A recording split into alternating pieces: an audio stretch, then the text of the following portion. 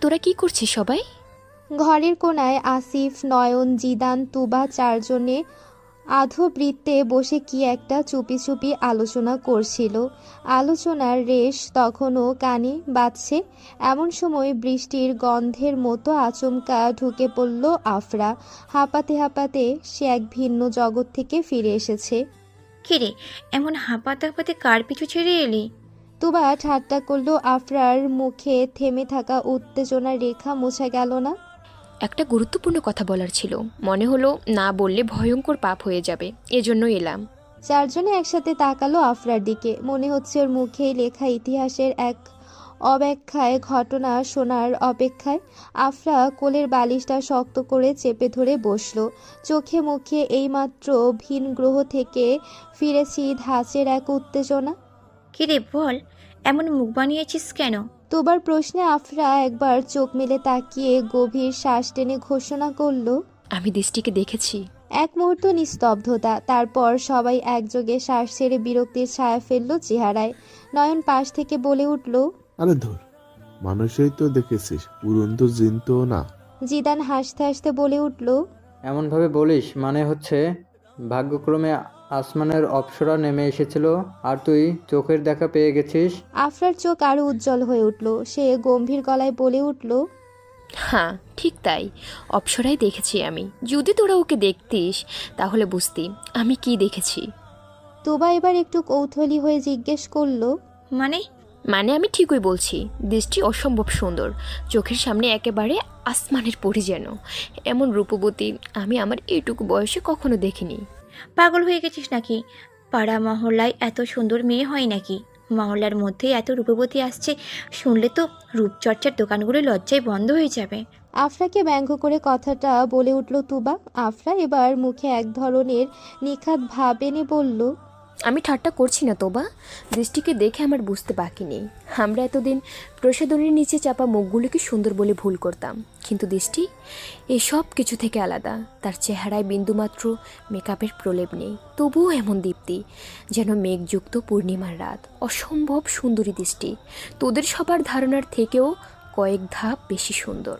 কেমন রূপ! এক নজর দৃষ্টিকে দেখে আফরা বাস্তবতার কল্পনার মাঝখানে থমকে গেছে।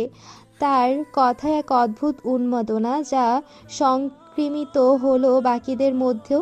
নয়ন, জিদান আর আসিফ একটু আগেও যারা ঠাট্টা করলো তারা এখন চুপচাপ। আফরার বর্ণনায় এক অলৌকিক সৌন্দর্যের সাক্ষাৎ গল্প, কিন্তু গল্পটা অদ্ভুত রকম বাস্তব। তুবা অবশ্য চুপ করে বসে নেই। তার মনে এখনো সংশয়। চোখ ছোট করে ঠোঁটে ঠাস ঠাস ভাব এনে বলল, এই আপরা, তুই ঠিকঠাক আছিস তো? মাঝে মাঝে ভাবি তোর চোখে হয়তো ফিল্টার বসানো, তাই যা দেখিস তাই এডিটেড লাগে।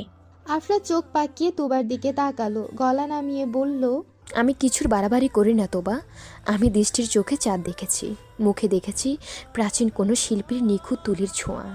তুই বাড়িয়ে বাড়িয়ে বলছিস আপরা।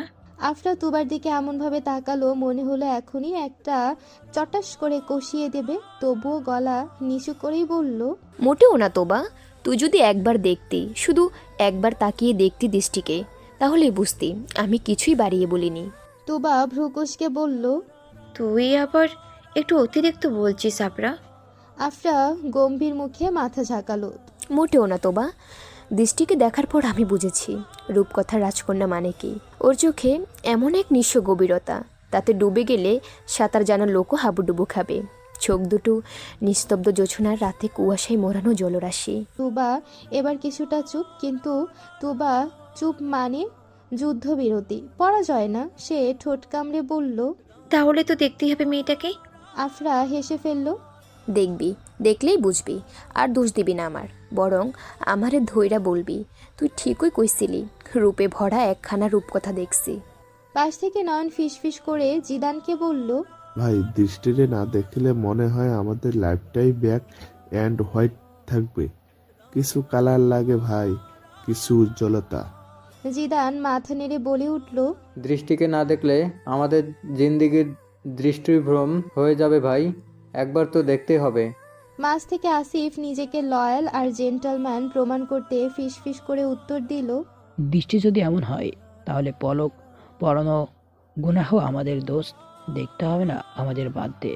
তুই চুপ থাক বেটা। বলেই আসিফকে ধমকে উঠল নয়ন। সবাই যখন দৃষ্টির সৌন্দর্যে মুগ্ধ হবার প্রস্তুতি নিচ্ছে, তোবার ভেতরে তখন বাজছে ভিন্ন সুর। দেখতেই হবে মেয়েটাকে।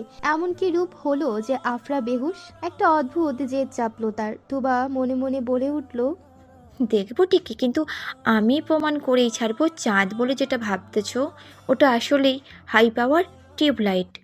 ছেলেগুলোর মনেও জল্পনা, কে আগে দেখবে দৃষ্টিকে। তুবা তো এক পা আগায়, আর ছেলেগুলো দৃষ্টি তো তাদের সামনেই ঠিকভাবে আসে না, এইভাবে নিজের চেহারা দেখাবেও না। তাহলে তাদের বোধহয় ইচ্ছেই থেকে যাবে নাকি?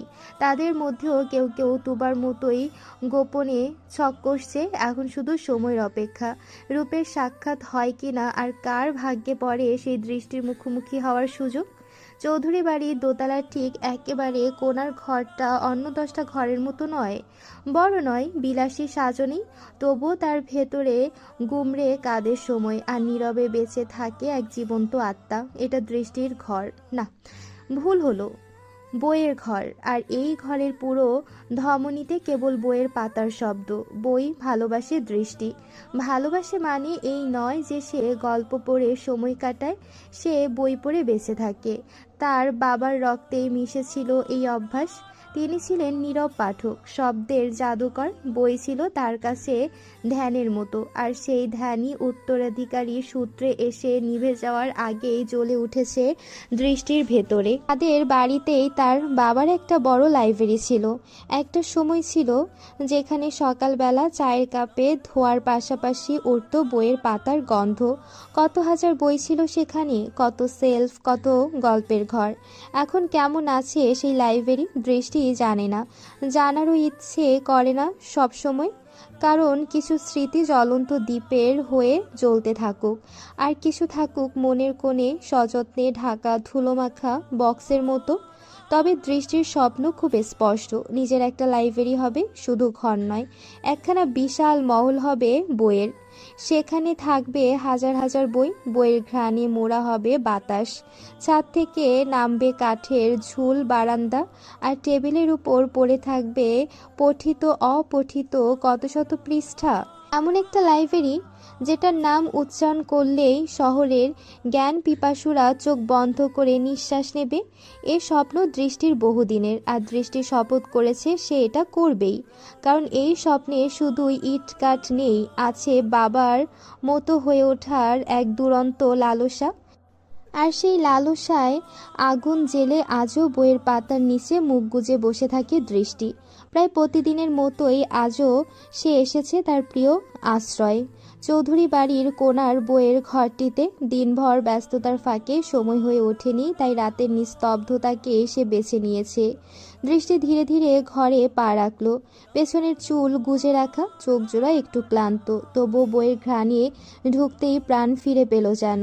বইয়ের স্তূপে হাত চালিয়ে সে খুঁজে বেড়াচ্ছে একটা পুরনো হলুদে মলিন হয়ে আসা প্রচ্ছেদের বই। তখনই ছটফট করে হঠাৎই নিভে গেল সব আলো। পুরো চৌধুরী বাড়ি অন্ধকারে ডুবে গেল। দৃষ্টি কেঁপে উঠল। মুহূর্তে বুকের ভেতর ছুটে চলল হৃৎপিণ্ড। চারপাশ এক নিমিষে জমাট বেঁধে গেল নিস্তব্ধতায়। আর তখনই বইয়ের তাকের সামনে দাঁড়িয়ে পাতায় পাতায় দৃষ্টি খুঁজছে এক বিস্মৃত স্বপ্নের চাবিকাঠি। হঠাৎ ঝটকা দিয়ে নিভে গেল চারপাশের সব আলো। এক মুহূর্তের জন্য দৃষ্টির দেহ হালকা, কেঁপে উঠল তার মন অবিচল। এই বাড়ির প্রতিটি খুঁটিনাটি, প্রতিটি কর্নার তার পরিচিত। কেমন এক ঘনিষ্ঠতা রয়েছে এই অন্ধকারের সঙ্গে। আলো তার অতিথি, আর অন্ধকারই আপন ভিটে। সে পা টিপে টিপে এগিয়ে এলো টেবিলের পাশে। সেখানে ছোট একটা কাঠের ড্রয়ার আছে, যেটার ভেতর মোমবাতি রয়েছে। অন্ধকারে আলো খোঁজার গোপন গুহা। এই মোমবাতি তার বহু একাকিত্ব সন্ধ্যার সঙ্গী। বহুবার আলো জ্বালিয়ে সে পৃষ্ঠায় পৃষ্ঠায় খুঁজে ফিরেছে শব্দের জ্যোৎস্না। দৃষ্টি সাবধানে ড্রয়ারটা খুলে হাত বাড়ালো ভেতরে। তার আঙ্গুলে ঠেকলো একটুখানি মোমবাতি, ঠান্ডা আর মসৃণ। কিন্তু দিয়াশলাইয়ের খোঁজে হাতড়ানোটা বাড়ল।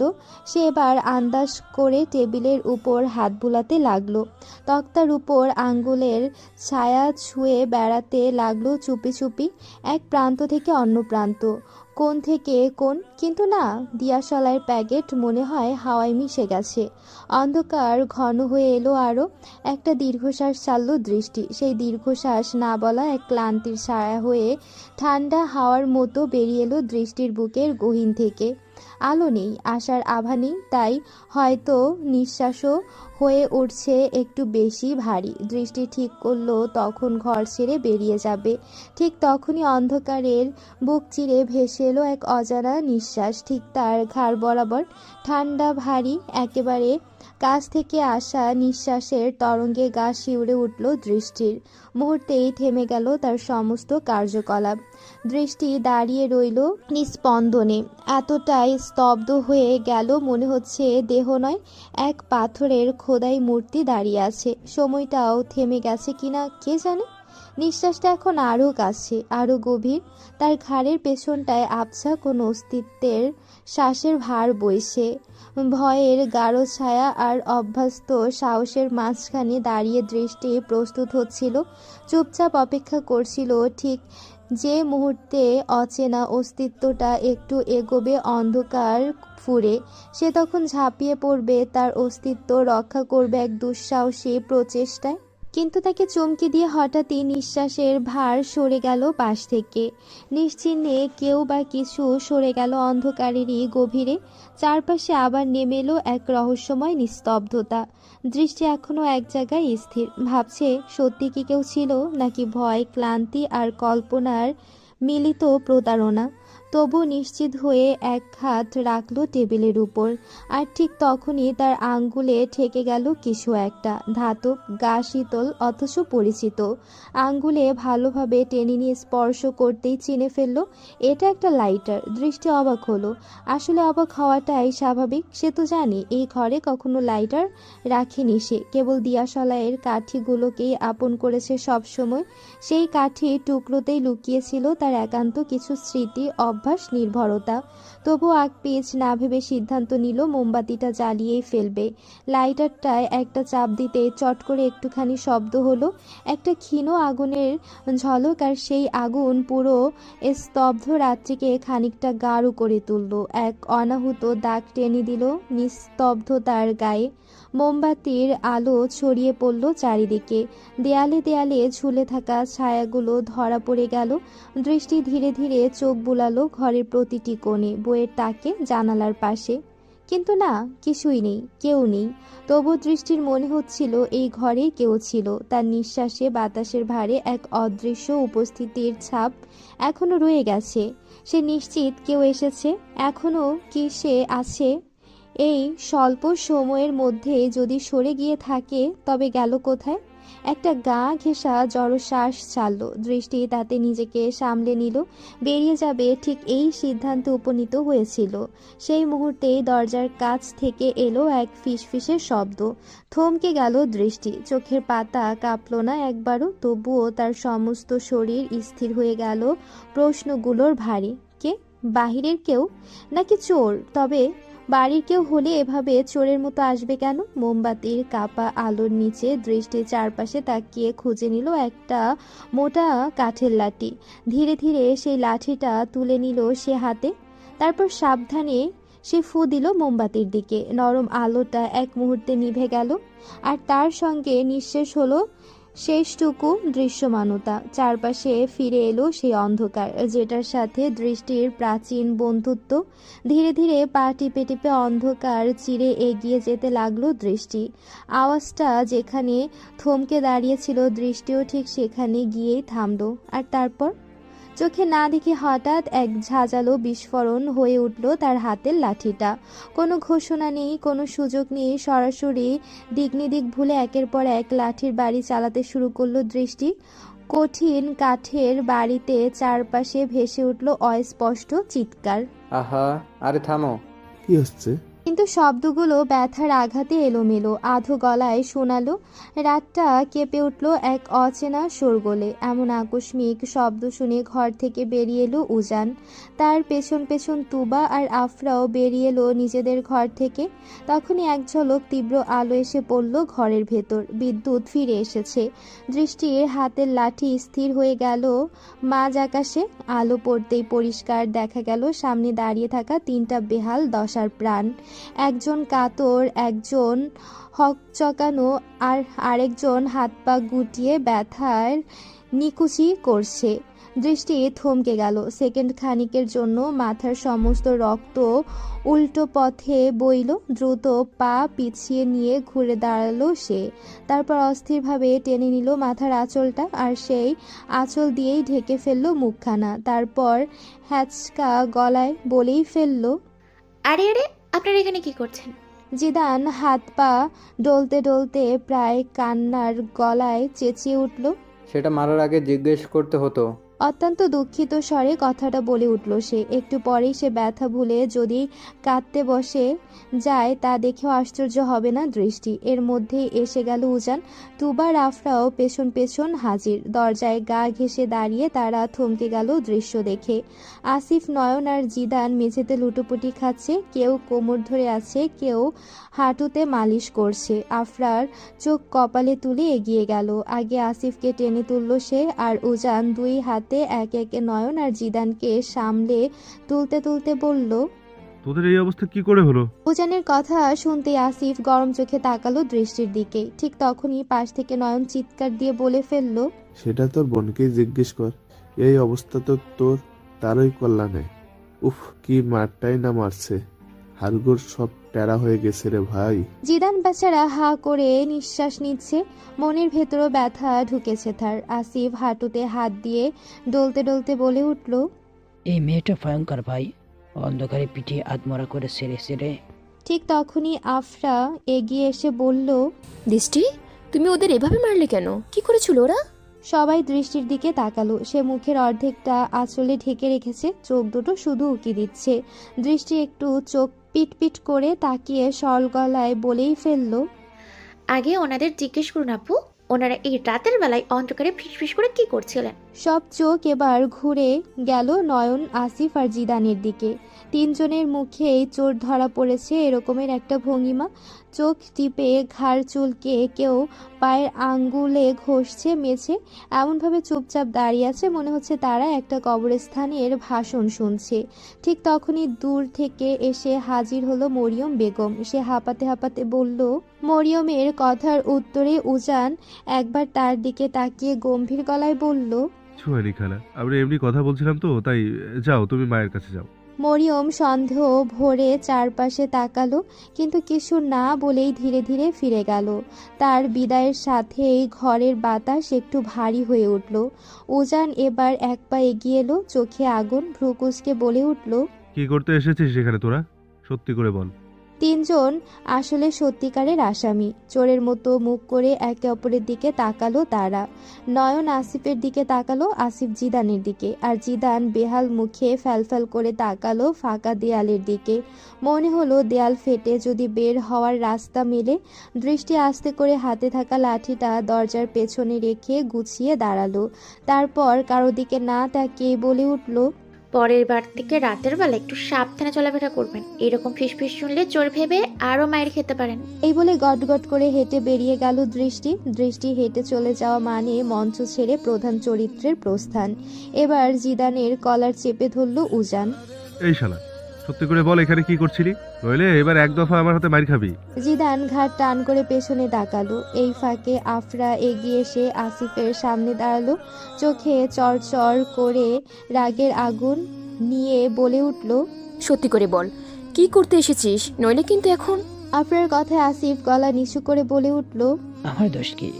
ওরা দুজনেই পাগল হয়ে গিয়েছিল দৃষ্টিকে দেখতে। আমি কতবার বলেছি আমি আসবো না, তব টেনে নিয়ে এসেছে আমাকে। তোর কারণেই তো। তোকে কে বলেছে দৃষ্টির সৌন্দর্যের কথা এই হাবিটটা গোলালে বলার জন্য? শোনার পর থেকেই পাগল হয়ে গেছে দেখবে বলে। একটানা কথার শেষে আসিফ নিজেই হাঁপিয়ে পড়ল। এই কথা শুনে উজান আর আফরা তো পুরো হতবাক। এদের মাথা নষ্ট না হলে আর কি। উজান এবার দৃষ্টি ঘুরিয়ে ফুঁসতে ফুঁসতে লাঠিটা আবার হাতে তুলে নিল, গজগজিয়ে বলে উঠল। আজ তোদের শেষ সৎকার হবে। আর সেটা দেখে নয়ন, আসিফ আর জিদান কোনো কথার অপেক্ষা না করে লেজ গুটিয়ে দৌড় দিল। তা দেখে আফরা হেসে উঠল। উজান চোখ পাকিয়ে বলল, দৃষ্টি এই কাহিনী জানতে পারলে কিন্তু এরা কেউই এ বাড়িতে থাকতে পারবে না। ঘরে একের পর এক পায়চারি করে চলেছে দৃষ্টি। তাদেরকে মারার জন্য বিন্দুমাত্র অনুতাপ নেই তার। চোরের মতো রাতের বেলা ফিসফিস করলে মার খাওয়াটাই তো নিয়তির বিধান। তবু যে ভাবনাটা তাকে চার মতো পিছু ছাড়ছে না তা হলো তখন। সেই মুহূর্তে ঘরে সে একা ছিল না, কেউ ছিল। অদৃশ্য কারো শ্বাসের গাঢ় উপস্থিতি ছুঁয়ে গিয়েছিল তার ঘাড়, তার ত্বক টের পেয়েছিল সেই শ্বাসের শীতল কাঁপন।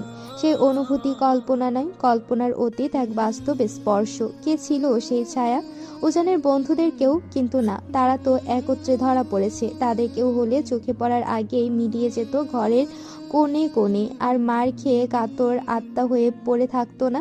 তাহলে কে সেই সাহসী? কেমন নীরবে ঢুকে তাকে তন্ন তন্ন করে বুঝে নিয়ে আবার অন্তহান হয়ে গেল। দৃষ্টি ভাবছে, আবার ভাবছে, বারবার ভাবছে। ভাবনার অতল থেকে উঠে এসে হঠাৎই দৃষ্টির চোখ আটকে গেল পড়ার টেবিলের এক কোণে। সেখানে রাখা একটা নীলখাম, নীরব অথচ আতঙ্ক ছড়ানো উপস্থিতিতে আলোকপাত করছে তার অজানা কৌতূহলে।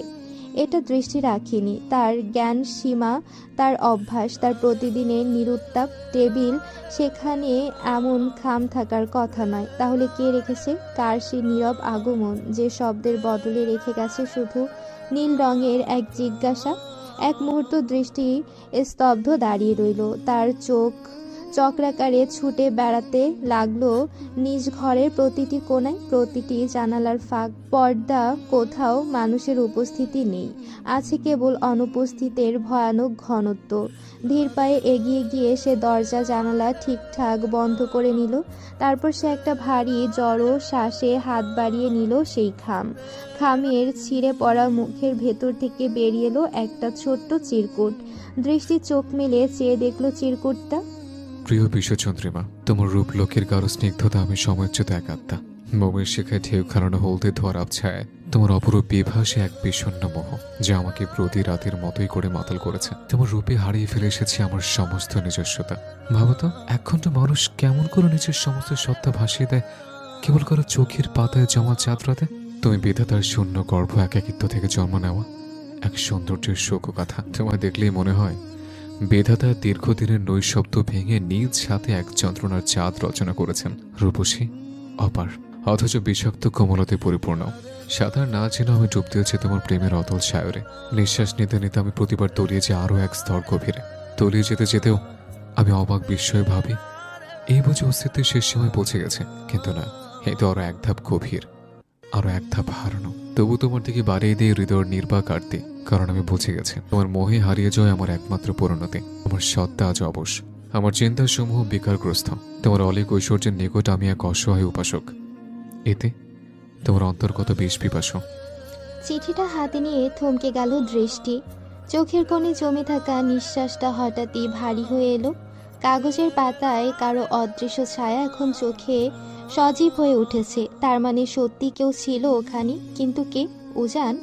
না, এটা যদি উজান হয় তাহলে সে এভাবে চুপি চুপি যাবে কেন? এমন আচরণ তো তার নয়। তাহলে কে? নাকি উজানি?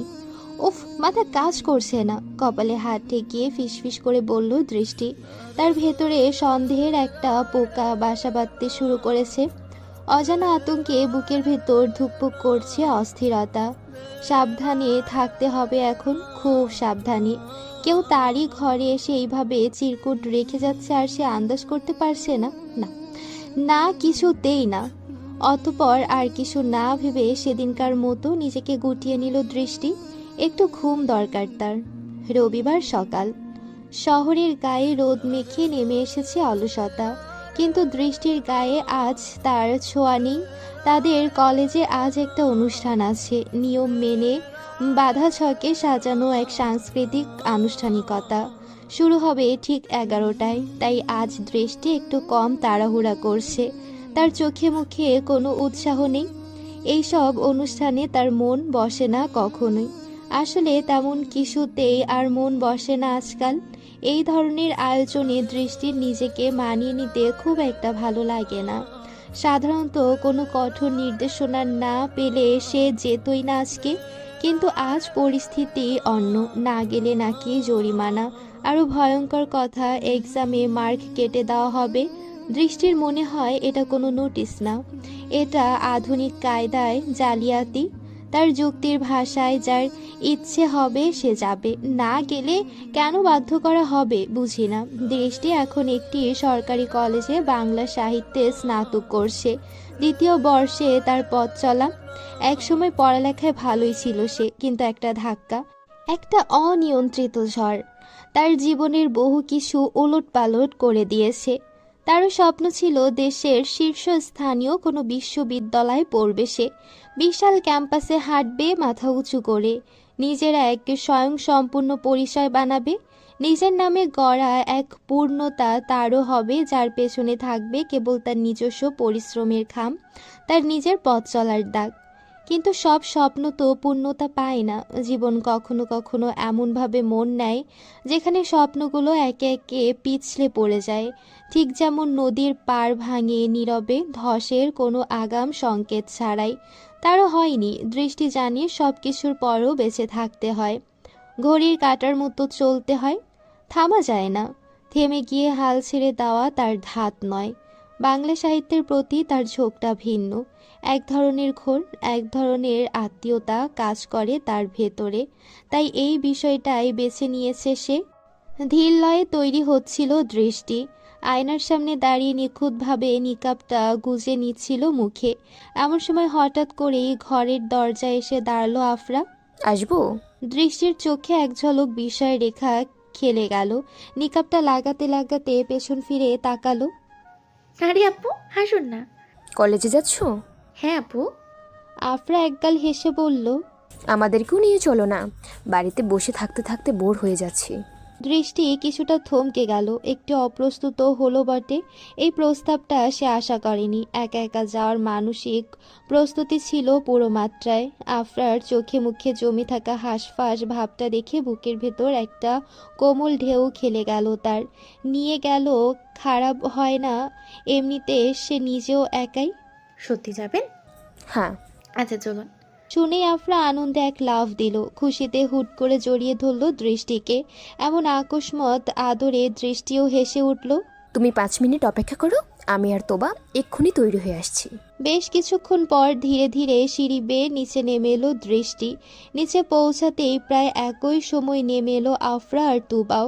আফরার চোখে মুখে রোদ উঠেছে, একটা নির্মল উচ্ছ্বাসে সে চমৎকার দেখাচ্ছে, কিন্তু তুবার মুখে একটা গম্ভীর চাপা ভাব, ঠোঁট দুটো রাগে শক্ত করে রাখা।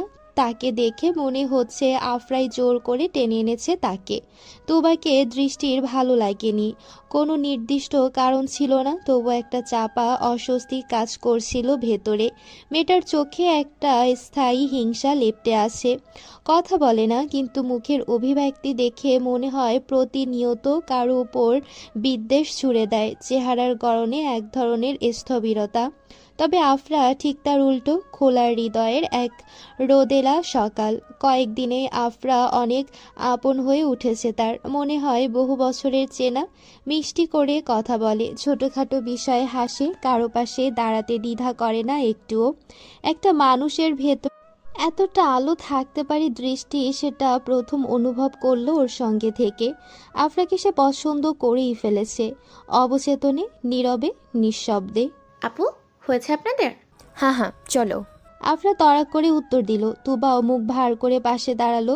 তারা হাঁটা ধরতেই পেছন থেকে ভেসে এলো একটুখানি কড়া গলা। কোথায় যাওয়া হচ্ছে শুনি? আচমকা থমকে গেল পদক্ষেপ। দৃষ্টির পা জোড়াও স্থির হলো, কিন্তু সে ফিরেও তাকালো না। উজান, সেই গম্ভীর একরোখা কণ্ঠস্বরের মালিক। আফরা নিজের স্বভাবসুলভ উচ্ছ্বাসে বলে ফেলল, আমরা দৃষ্টির সাথে কলেজে যাচ্ছি, ওর কলেজে আজ অনুষ্ঠান আছে, এরপর একটু ঘোরাঘুরি করবো ভাবছি। আমরাও যাব। উজানের পাশে দাঁড়িয়ে এবার মুখ খুলল নয়ন, তারপর তাল মিলিয়ে জিদানও বলল, হ্যাঁ হ্যাঁ, আমরাও যাব।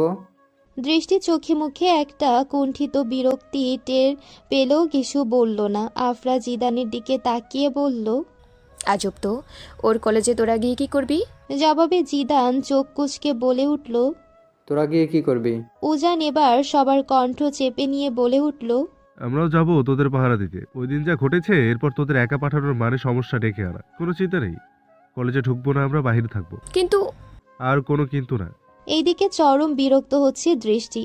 কি এক উটকো ঝামেলা। মেয়েরা যাবে, সেখানে নাকি আবার বডিগার্ডের মতো তাদেরও যেতে হবে। যত সব পাগলের দল।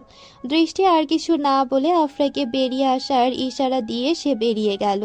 একটু হকচকিয়ে গেল আফরা। পাশ থেকে একরাশ হতাশা নিয়ে দীর্ঘশ্বাস ফেলল সে।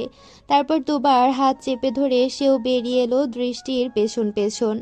দৃষ্টিরা তিনজন, দৃষ্টি, আফরা আর তুবা আগে আগে হাঁটছে। তার ঠিক পেছনেই নির্ধারিত নিরাপদ দূরত্ব বজায় রেখে ছায়ার মতো অনুসরণ করছে উজান, নয়ন আর জিদান। তিনজন সশস্ত্র প্রহরী তারা। উজানের মেজাজ আজ অদ্ভুত ফুরফুরে, হয়তো কারণ তার চোখের নাগালে দৃষ্টি আছে। এই ছেলেগুলো যদি আবার আসে, খবর আছে। ভেতরে জমে থাকা প্রতিজ্ঞার গরমে উজানের চোখ জ্বলছিল শীতল আগুনে। মুখে কিছু না থাকলেও মনে মনে সে পুরো দস্তর যুদ্ধের প্রস্তুতি নিয়ে এসেছে। কলেজের কাছাকাছি পৌঁছে দৃষ্টিরা সরু ফটক দিয়ে ঢুকে গেল ভেতরে। উজান, নয়ন আর জিদান এরপর পাশের টং দোকানে গিয়ে জায়গা দখল করে বসলো। কলেজটা অন্যরকম লাগছে। শেষ বর্ষের শিক্ষার্থীদের বিদায় অনুষ্ঠান উপলক্ষে সাজিয়ে তোলা হয়েছে পুরো প্রাঙ্গণ। মাঠের একপাশে রঙিন কাপড়, ব্যানার আর ফুলের সমাহারে তৈরি করা হয়েছে একটি ছোট মঞ্চ। বিদায়ের বিষণ্ণতা ঢেকে দেওয়ার ব্যর্থ প্রয়াস। দৃষ্টিরা তিনজন এগিয়ে গিয়ে দাঁড়ালো ঠিক ফুলে ভরা সেই অংশটাতে। আফরার চোখে মুগ্ধতা, তুবার চোখে অভিমান, আর দৃষ্টির চোখ ঠিক বোঝা যাচ্ছে না। এক ধরনের নির্লিপ্ত অবলোকন, আবার কোথাও ভেতরে কিছু নড়াচড়া করছে। বেশ কিছুক্ষণ কেটে গেছে। আফরার তুবা নিজেদের রঙিন জগতে বিভোর, মোবাইল ঘুরিয়ে ছবি তোলায় ব্যস্ত। আর তাদের একটু দূরে পিলারের গায়ে হেলান দিয়ে দাঁড়িয়ে তামাশা দেখছে দৃষ্টি। অবশ্য অন্য সময়ে এমন রঙ্গমঞ্চ দেখতে তার বিরক্তি লাগলেও ওদের দুজনকে দেখতে ভালো লাগছে। আফরার তুবা দুজনেই নিঃসন্দেহে রূপবতী। ওদের মুখের রেখায়, চোখের কোণে, ঠোঁটের নড়াচড়ায় একটা জৌলুস খেলা করে। সেটা শুধু প্রসাধনীর নয়, বংশপুঁজি, পরিচয়ের এক সূক্ষ্ম দম্ভ ছড়িয়ে আছে ওদের চেহারায়। বড় ঘরের ছেলেমেয়েদের মুখে একটা আলাদাই দীপ্তি থাকে। এটাই বোধহয় দারিদ্র্যের বিপরীতে চেহারার একটা জ্যোতিষ্ক। আফরার তুবাও ঠিক এমন। দৃষ্টির মনে হয় শতজনের ভিড়েও এই দুজনকে আলাদা করে টেনে তোলা যাবে। ওদের সাজে পোশাকে এক ধরনের শহুরে আভিজাত্য আছে। প্রচলিত সৌন্দর্যের গণ্ডি ছুঁয়ে ফেলে কিছুটা কাছে বাঁধানো অভিজ্ঞতা। পিলারের গা ছুঁয়ে ঠান্ডা দেয়ালে স্পর্শে দাঁড়িয়ে দৃষ্টি চুপচাপ তাকিয়ে আছে ওদের দিকে। তার ভাবনার পর্দায় শব্দেরা পাখি হয়ে উড়ে যাচ্ছে একের পর এক। আসসালামু আলাইকুম ভাবি। টুকি। হঠাৎ করে পিলারের আড়াল থেকে উদ্ভূত হলো এক গম্ভীর টান টান কণ্ঠ। কোনো নাটকের চূড়ান্ত দৃশ্য খলনায়কের আগমন হলো বটে। দৃষ্টি চমকে উঠল, শরীরটা নিজের অজান্তে ঘুরে গেল শব্দের উৎসের দিকে। আর ঠিক তখনই হঠাৎ একটা চর গিয়ে বসলো ইমনের গালে। গালটা ঢলে পড়ল, মনে হলো বাঁধ ভেঙে পড়েছে নদীর তীরে। ইমন ব্যথার সঙ্গে সঙ্গে অভিনয় মিশিয়ে বলে উঠল, কথাটা শেষ হতে না হতেই হঠাৎ দ্বিতীয় চরটা ঠিক সময় মতো বেহালার সুর হয়ে পড়ল অন্য গালে। এবার আর ইমনের দাঁতের ফাঁক দিয়ে কথা বের হলো না, শুধু দু পায়ে পিছিয়ে গিয়ে নিরাপদ দূরত্বে সরে দাঁড়ালো। তবে ব্যাটা ছেলেটার অভিনব সাহস। মুখে হালকা হাসি রেখে এবার পেছন থেকে দুটো ফুল বের করলো। তারপর গলার স্বর কোমল করে হাত বাড়িয়ে বলল, দৃষ্টির চাহনি এবার গিয়ে স্থির হলো ইমনের হাতে ধরা দুটো ফুলে। একটা নরম হলুদ গোলাপ আর একটা শুভ্রতার প্রতীক সাদা গোলাপ। এই দুইটি ফুল ঠিক দৃষ্টির হৃদয়ের দুটো দিক, একটি উষ্ণতা, অন্যটি প্রশান্তি। এমন প্রিয় ফুল দেখে মুহূর্তে দৃষ্টির চোখে খেলে গেল এক ঝলক খুশি। তারপরেই মুখটা আবার নিষ্প্রিয় হয়ে গেল। সে ধীরে দুহাত ভাঁজ করল বুকে।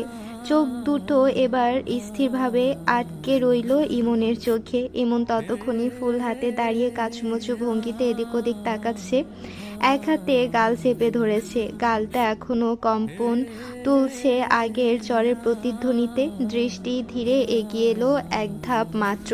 ইমন ভেবে ফেললো এ তো চরের আগাম ভূমিকম্পই বুঝি।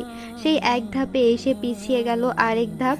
দৃষ্টি এবার ঠোঁটের এক কোণে অলক্ষ্যে এক দৃষ্টি হাসি ছুড়ে দিল, কিন্তু নিকাবের আড়ালে তা ইমনের চেহারায় ধরা পড়ল না। দৃষ্টি এবার মাথা হালকা তুলিয়ে ইশারায় ডাকলো ইমনকে।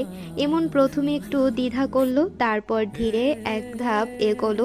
ভেবেছিল বোধহয় এবার আর মার খেতে হবে না, কিন্তু নিয়তির যে নিজের প্লট টুইস্ট থাকে।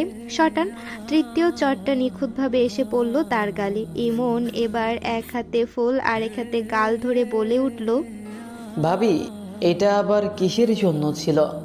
অনেকটা দেরিতে বহু চর চাপড় ধৈর্যের পর মুখ খুলল দৃষ্টি। মেয়েটা আসলে মুখে কম বলে, কিন্তু হাতের ভাষায় তার ব্যাকরণই আলাদা। হাতটা মুখের তুলনায় একটু বেশি চলে তার। ঠোঁটের কোণে ব্যঙ্গ মেশানো ঠান্ডা হাসি নিয়ে সে বলল, এটা ছিল কষ্ট করে ফুল আনার জন্য। এমন বোকার মতো হা করে আহামুখ হয়ে তাকিয়ে আছে। কষ্টের প্রতিদান এভাবে কেউ দেয় জীবনেও শোনেনি সে। এটা কি কোনো নতুন সরকারি নীতিমালা? বুঝতে পারছে না ইমন। মাথাটা ইতিমধ্যে চক্কর দিচ্ছে। হঠাৎ দম নিয়ে একটা কষ্ট গিলে ফেলা শ্বাস ফেলতে না ফেলতেই শটান আরেকটা চর দিয়ে সেই শ্বাসটাকে থামিয়ে দিল দৃষ্টি। তথাপি আজকের জন্য শেষ চর। এমন এবার প্রায় কান্নার দোরগোড়ায়, চরের আবেগে নয় চমকের ধাক্কায়। সত্যি যেদিন সে দৃষ্টির হাতে পড়ে সেদিন ভাগ্যের ঘড়িটা শুধু চরের অ্যালার্ম দিয়ে চলে। এবার নিজের গলা খাদে ঢুকিয়ে ফিসফিস করে জিজ্ঞাসা করলো।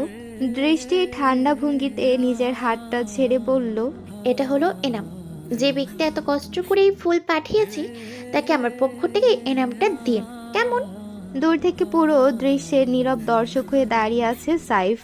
দৃষ্টির হাতে ইমনের চর খাওয়ার সেই ঐতিহাসিক মুহূর্তগুলো সে দেখে চলেছে দর্শক হয়ে। একই সাথে নিজের দুগালে দুহাত দিয়ে দাঁড়িয়ে আছে। ভেতরে ভেতরে নিজের ভবিষ্যতের জন্য প্রার্থনা করছে। মূলত এই চটাং চটাং শব্দটাই তার অন্তরের গভীরে সন্ত্রাসের শিহরণ তোলে। এই ভয়ে সে নিজে কখনো দৃষ্টির সামনে যাওয়ার সাহসই রাখে না। বরাবর বলির পাঠা বানিয়ে ইমনকেই পাঠিয়ে দেয় সামনের লাইনে। ইমন বেচারা যেতে চায় না। বেঁচে থাকতে কেউ কি নিজের ইচ্ছে তেমন চর খেতে চায়? তবুও তার না চাওয়ার উপায় নেই। না গেলে সাইফের হাত থেকে এমন ব্যগ্র থাবড়া আসে যা সরাসরি হৃদয় স্পন্দনের সঙ্গে লড়াইয়ে নামে। এমন ভাবতে ভাবতে সিদ্ধান্তে পৌঁছে গেছে, সাইফের পুরুষালী হাতের তেজে থাবড়া খাওয়ার চেয়ে দৃষ্টির মেয়েলি হাতের শিল্পসুলভ চর খাওয়া অনেক বেশি দার্শনিক আর কিছুটা কম বেদনাদায়ক। সকলের জোরাজোরির উচ্ছৃঙ্খল ভিড়ের মধ্যে অবশেষে গিটারটা হাতে তুলে নিল সাইফ। পুষ্প বিন্যস্ত স্টেজের মগডালে উঠে দাঁড়ালো সে, ঠিক যুদ্ধভূমির প্রাচীন বীরের মতো। চোখ ঘুরিয়ে একবার চারপাশে তাকালো। চওড়া চলে নিচে এসে চাহনিতে প্রতীক্ষা। দূরে দাঁড়িয়ে আছে সে, যে তার মুগ্ধতার গন্তব্য, তার মনের পবিত্রতম পীঠস্থান। তবে চোখে চোখ নয়, সেই মুখটি মুখ ফিরিয়ে অন্য কারোর সাথে কথা বলছে। এক মুহূর্তের জন্য সাইফের বুক কেঁপে উঠল। চোখ থেমে রইল মেয়েটির দিকেই। আঙ্গুল ছিল গিটারের ছত্র ভঙ্গ অনুভবের তারে, আর গলা দিয়ে বেরিয়ে এলো গান। এমনও নিদাদের দিনে বিনীত প্রার্থনা গো, লক্ষ কোটি ভুল আর ত্রুটি করিও মার্জনা গো। সাইফের কণ্ঠে ভেসে আসা রক্ত ঝরা সুর মুহূর্তেই আগুন ছড়িয়ে দিল কলেজের বাতাসে। সামনের সারিতে বসা ছেলেমেয়েগুলো হঠাৎ করে চিৎকার করে উঠল। কারো মুখে উল্লাস, কারো কণ্ঠে গানের লাইন, আর কারো দৃষ্টিতে নিখাত বিস্ময়। একঘেয়ে দুপুরটা আচমকা সিনেমার দৃশ্য হয়ে উঠেছে। সেই চঞ্চলতার ভেতরেই মাহির চোখে চকচক করে উঠল এক তীব্র উচ্ছ্বাস। দৃষ্টির দিকে তাকিয়ে সে আর সামলাতে না পেরে ঝাঁপিয়ে পড়ল তার দুহাতে। জলদি চলো দৃষ্টি, সাইফ ভাই গান গাইছে। দৃষ্টি কিছু বলার আগে মাহি তার হাত টেনে নিল। ওর আবেগের রাশটা দৃষ্টির হাত ধরে টান দিচ্ছে। দৃষ্টিকে একটা নিঃশ্বাস ফেলারও অবকাশ না দিয়ে ভিড় ঠেলে সামনে চলতে লাগলো সে। এমন দৃষ্টিকে সামনে আসতে দেখে সবাইকে সরিয়ে জায়গা করে দিল। দৃষ্টির পেছনে পেছনে আসলো আফরা আর তুবা। দৃষ্টি হাওয়ায় হাঁসফাঁস করছে। চারপাশে ভিড়, পেছনে কণ্ঠস্বর, সামনে এক দুর্বার চাহনি। সে যেদিকেই চোখ ফেরাচ্ছে সাইফের দৃষ্টির সূচ তাকে বিদ্ধ করে চলেছে। শোনাইব তোমার আজ করেছে বাসনা গো, ঐরাবতের হৃদয়ে ক্ষতে ক্ষুদ্র ওই রচনা। চারপাশ নিস্তব্ধ, কেবল গলার সুর বয়ে যাচ্ছে শ্রবণেন্দ্রিয় ছুঁয়ে হৃৎপিণ্ড পর্যন্ত। সাইফের চোখ জোড়া এতটাই তীক্ষ্ণ যে দৃষ্টি মনে মনে চাচ্ছে এখন যদি মাটির ভেতরে ঢুকে পড়া যেত। আরেক পাশে দাঁড়িয়ে ইমন দুই হাত পকেটে রেখে ঠোঁটে বক্ররেখা নিয়ে এইবার সাইফের দিকে তাকাচ্ছে, আরেকবার দৃষ্টির দিকে। দৃষ্টি একবারও সাইফের চোখে তাকাতে পারছে না। ভেতরে ভেতরে এক অদৃশ্য তাপমাত্রা তাকে পুড়িয়ে দিচ্ছে। সাইফের কণ্ঠস্বর তার কর্ণঘরে ঢুকে বুকের মর্মস্থলে চেপে বসেছে। আমি কি করিব, কোথায় যাব, কোন সাধনে পাবো গো, আরেকটি বার তোমারই দর্শন, আরেকটি বার তোমারই দর্শন। শেষের লাইনটায় সাইফ এমন এক জোরালো আবেগ ছুড়ে দিল, গোটা বাতাস কাঁপলো। সঙ্গে সঙ্গে জমে থাকা ভিড় একসাথে গেয়ে উঠল লাইনটা। হঠাৎ কলেজের পুষ্পসজ্জিত মঞ্চটা একটুখানি হেলাফেলার কনসার্টের রূপ নিল। হুট করেই আপাত দৃষ্টিতে দেখতে গেলে মনে হবে একটা ছোটোখাটো কনসার্টের আয়োজন হয়ে গেছে। সবাই চেঁচিয়ে উঠল, হাততালি আর বাঁশিতে মিলল উৎসবের রং। গিটারটা নামিয়ে সাইফ একটুখানি সৌজন্য হাসি ছুড়ে দিল ভিড়ের দিকে। আফরার চোখ ঠিকরে বেরিয়ে আসছে। স্টেজের ঠিক মাঝখানে দাঁড়িয়ে থাকা ছেলেটার দিকে অপলক তাকিয়ে আছে সে। শুভ্র পাঞ্জাবির উপর নিখুঁত ভাঁজে গলায় জড়ানো একখানা কালো চাদর, ঘাড় ছুঁই ছুঁই লম্বা চুল, তার কিছু অংশ কপালের কোণে বুনে রেখেছে এক স্বেচ্ছাচারী সৌন্দর্য। লম্বা গড়ন, এক আশ্চর্য মায়ায় মোড়া মুখশ্রী, শ্যামবর্ণ তবুও আলোর মতো দীপ্ত। চাপা দাড়ির রেখায় সময়ে আঁকছে তার ব্যক্তিত্ব। আফরা কিছুক্ষণ বোবা চোখে তাকিয়ে থেকে হঠাৎ চমকে উঠল। নিজের উত্তেজনা আর কৌতূহল চাপতে না পেরে গলা নামিয়ে দৃষ্টির কানের কাছে মুখ এনে ফিসফিসিয়ে বলে উঠল, এই লোকটা কি দৃষ্টি, কোনো সিঙ্গার? দৃষ্টি কিছু বলতে যাবে ঠিক তখনই পাশ থেকে মাহি কথা কেটে দিয়ে বলে উঠল, উনি আমাদের কলেজের সিনিয়র ভাই, এখানেই পড়ালেখা শেষ করেছেন, খুব ভালো গান গায়, আমাদের কলেজের সবার প্রিয় সাইফ ভাই। বলেই মাহি গর্ভে গলাটাকে একটু উঁচু করলো। আর আফরা তার চোখ সরাতে পারছে না সাইফের দিক থেকে। কবিতার মতো কোনো অজানা বেদনা সূত্র ঘিরে ধরেছে তাকে। মাহির কথা বিপরীতে ঘোল লাগা কণ্ঠে আফরা ফিসফিস করে উঠল, ইন্টারেস্টিং। আফরার চোখে কৌতূহল, মুখে এক অচেনা তৃপ্তির হাসি। কথাটা বলতেই পাশ থেকে তুবা চট করে কনুয়ের একটু নিপুণ গুঁতো মারল তার পেট বরাবর। আসিফ শুনলে তোর খবর আছে। ঠোঁটে দমকানো হাসি নিয়ে ফিসফিস করে বলে উঠল তুবা। তাদের খুনসুটিতে চারপাশে ফোয়ারার মতো মুঠো মুঠো প্রাণ খেলে গেলেও দৃষ্টি এখনো জমে আছে একটা জড়তার খাঁচায়। সাইফের দৃষ্টি বারবার ছুঁয়ে যাচ্ছে তাকে, না ছুঁয়ে নয়, চূর্ণ করে দিচ্ছে। তার সেই কৃষ্ণ কালো গভীর চোখ দুটো নিয়ে ঝলসে যাচ্ছে দৃষ্টির সত্তা। দৃষ্টি নিজের অস্তিত্বকে গিলে ফেলছে নিঃশ্বাসে নিঃশ্বাসে। অস্বস্তিতে হাঁসফাঁস করতে করতে দৃষ্টি বলে উঠল, আপু চলুন আমরা ওই দিক থেকে দাঁড়াই। তখনই আফরা বলে উঠল, কেন? ভালোই লাগছে এখানে, ছেলেটাকে আরেকটু দেখি। মজার স্বরে আফরা কথাটা বলল। দৃষ্টি আর সহ্য করতে পারল না। কোনো উত্তর না দিয়ে আফরার হাত চেপে ধরে টেনে নিয়ে গেল ভিড়ের বিপরীত দিকে। মুখে কোনো কথা নেই, কিন্তু চোখে একটা চাপা অনুরোধ, যাতে আর তাকাতে না হয় সেই চোখে, যে চোখ তাকে একেবারেই ভস্ম করে দিচ্ছে ভেতর বাহির। কলেজের আঙিনায় এক টুকরো নরম নেমে এসেছে যেন। মধ্য মাঠে সবুজ ঘাসের উপর গড়াগড়ি খাচ্ছে একটা ছেলে মানব। রক্তে ভেজা মুখ, ফোলা চোখ, ছিন্ন ভ্রু, চোয়ালে ঘুষির ছাপ এবং আশেপাশে গোল হয়ে দাঁড়িয়ে থাকা শত সহস্র জোড়া কৌতূহলী চোখ। সবাই চুপ, পা জোড়া জমে গেছে মাটিতে, কেউ এগোচ্ছে না, কেউ রুখছে না। আর মাঝখানে দাঁড়িয়ে থেকে একের পর এক ঘুষি হাঁকাচ্ছে লোকটা। বারবার ছেলেটার মুখ বরাবর আঘাত নামিয়ে দিচ্ছে সে, একটা পশুর মতো অথবা তার চেয়েও ভয়ঙ্কর কিছু। হঠাৎই জনতার ভেতর চির ধরিয়ে ছুটে এলো কলেজের প্রিন্সিপাল। বয়স 50 পেরিয়েছে, কিন্তু চোখে মুখে গুরুত্বের দাবি এখনো বেঁচে আছে। সাইফ, আর মেরো না ওকে, আর মারলে ছেলেটা মরেই যাবে। কিন্তু সেই কথার প্রভাব সাইফের শরীর ছুঁয়ে কোথাও পৌঁছালো না। তার চোখ রক্তাভ, পাহাড় চাপা ক্ষোভের মতো ভয়াবহ। প্রিন্সিপাল ছেলেটাকে টেনে ধরতে চেষ্টা করলেও বয়স আর শক্তির ব্যবধানে তিনি পিছিয়ে গেলেন। তখনই ইমন আর তার সঙ্গে থাকা দুজন ছুটে এসে সাইফকে কায়দা করে ধরে ফেলল। কাঁধে, কোমরে, হাতের কবজিতে যেভাবেই হোক আটকানোর আপ্রাণ চেষ্টা। তিনজনে মিলে টেনে টুনে তাকে একটু পেছনে সরালো, কিন্তু পেছাতে পেছাতো সাইফ রাগে উন্মাদ গর্জনে চেঁচিয়ে উঠল, ছাড় আমাকে, আজকে শুয়োরের বাচ্চার জান কবজ করে ফেলবো আমি। মেয়েদের সাথে অসভ্যতা, আজকে ওর কলিজে ফুরে বের করবো। অনেক মারছেন ভাই, আর মারলে মইরা যাইব। ছাড় আমাকে ইমন। আবারও একবার শরীর কাঁপিয়ে উঠল সাইফের অহংকার। রাগের নোনা ঢেউ এসে আছড়ে পড়ছে কলেজ মাঠের প্রতিটা দেয়ালে। এইবার আর দেরি না করে প্রিন্সিপাল নিজেই সামনে এসে সাইফের চোখের সামনে দাঁড়িয়ে পড়ল। দুহাত উঁচু করে নির্দেশের মতো বলল, আর মারতে হবে না সাইফ, বাকিটা আমি দেখছি, ব্যবস্থা নিচ্ছি ওর। কণ্ঠে দৃঢ়তা থাকলেও চাহনিতে ভেসে উঠছিল সাইফের ভেতরে উতলে ওঠা আগুনের ভয়। তারপর দুজন মিলে কোনো মতে ধরাধরি করে রক্তাক্ত ছেলেটাকে সরিয়ে নিয়ে গেল। আর এই সময় দৃষ্টির পাশ ঘেঁষে কাচুমচু করে দাঁড়িয়ে আছে আফরা। তার শরীর শীত জ্বরের মতো কাঁপছে, চোখে বিস্ফোরিত, ঠোঁট শুকনো, কপাল বেয়ে নামছে ছোট ছোট ঘামের ফোঁটা। কিছুক্ষণ আগে এই একই জায়গায় অন্য এক আবহ। আফরার তুবা হাসছে নিজেদের মতো। দৃষ্টি তখন খানিক দূরে, মাহির সাথে কুশল বিনিময়ে ব্যস্ত। মাহি তাদের কলেজের সিনিয়র। আজ তার কলেজ জীবনের শেষ দিন। মাহি দৃষ্টিকে ভালো করেই চেনে, তাই বিদায়ের আগে শেষবারের মতো কথা বলে নিচ্ছে। এমন সময় দুজন ছেলে হঠাৎ এসে দাঁড়ালো আফরার তুবার সামনে।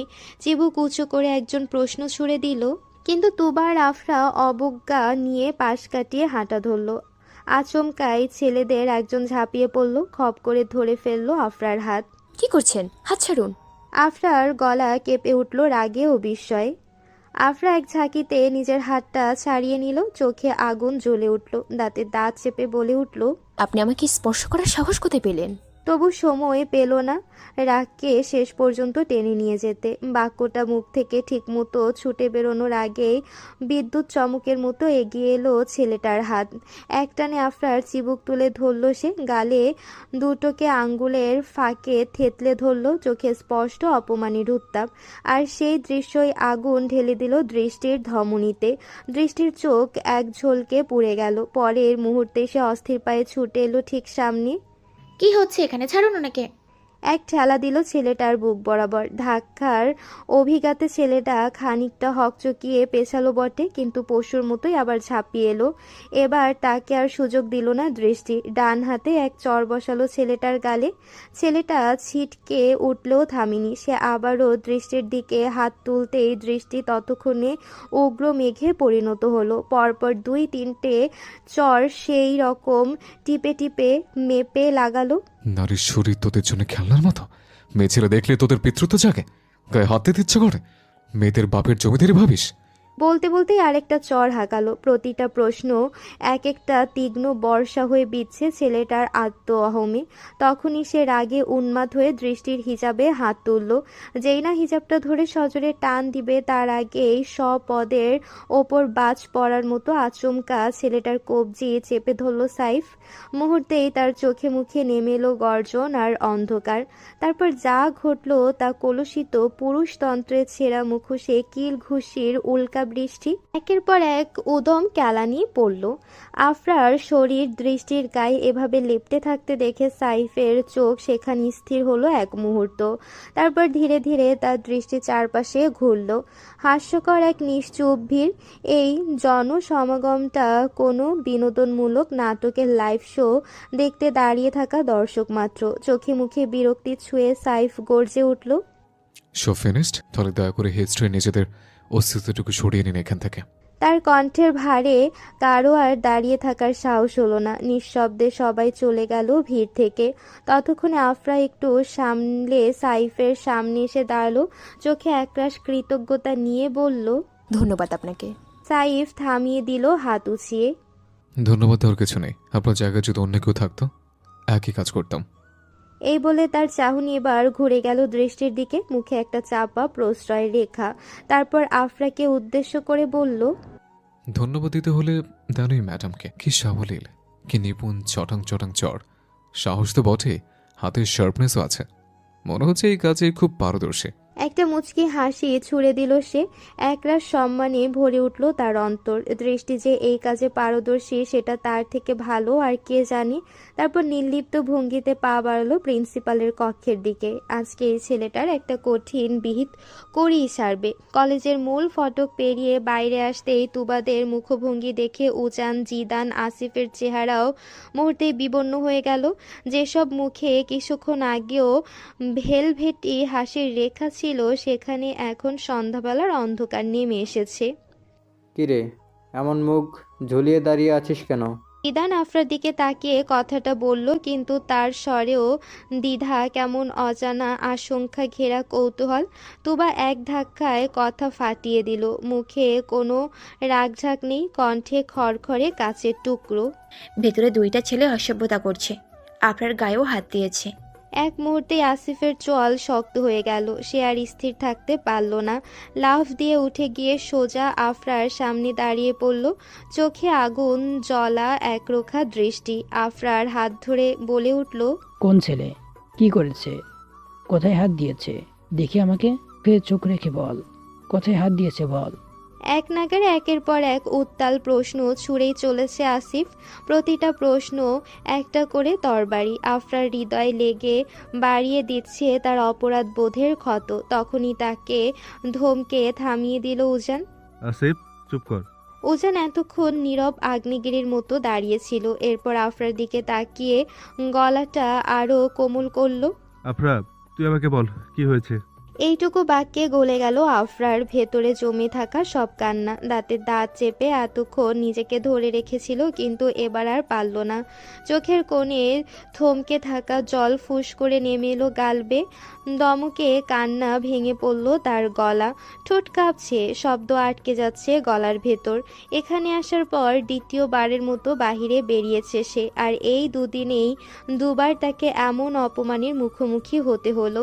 নিজের ভেতরে গুটিয়ে যেতে যেতে মনে হচ্ছে সমস্যাটা হয়তো ওর মধ্যেই, হয়তো কিছু একটা আছে ওর চালচলনে, পোশাকে, মুখে, যা এসব ঘটনার কারণ। কোনো কথার জবাব না দিয়ে দ্রুত পায়ে এগিয়ে গেল রাস্তার দিকে। এক হাত দিয়ে চোখ মুছছে আর অন্য হাতে ওড়নার প্রান্ত চেপে ধরেছে। আসিফ পেছন থেকে ছুটে যেতে যেতে আবার প্রশ্নের বন্যা বয়ে দিল, আফরা দাঁড়া, প্লিজ বল না কিছু। ততক্ষণে উজান দাঁড়িয়ে বাকিদের দিকে তাকালো, চোখে মুখে গভীর নিয়ন্ত্রিত রাগের রেখা। ঠান্ডা সুরে বলে উঠল, তোরাও বাড়ি যা। সবাই নীরবে মাথা ঝুঁকিয়ে রাজি হয়ে গেল। দৃষ্টিও হাঁটা ধরতে পেছন থেকে একটা কণ্ঠ তাকে থামিয়ে দিল, দৃষ্টি, তুই থাক, তোর সাথে আমার জরুরি কথা আছে। উজানের এমন ডাকে থমকে গেল সবাই। মুহূর্তেই তুবার মুখে বাজ পড়ার মতো ছায়া নেমে এলো। গাল ফুলিয়ে কপাল ভাঁজ করে সে তাকালো উজানির দিকে। তার ঠোঁট কাঁপলো একটা চাপা বিরক্তিতে। দৃষ্টির সাথে আমিও থাকি? উজান একটু সময় না নিয়ে ছুড়ে দিল ক্ষিপ্র জবাব, কেন? আবার একটা ঝামেলা বাঁধানোর জন্য? তোকে বলেছি বাড়ি যা। সরাসরি মানে সরাসরি। এই জিদার ওকে নিয়ে যা।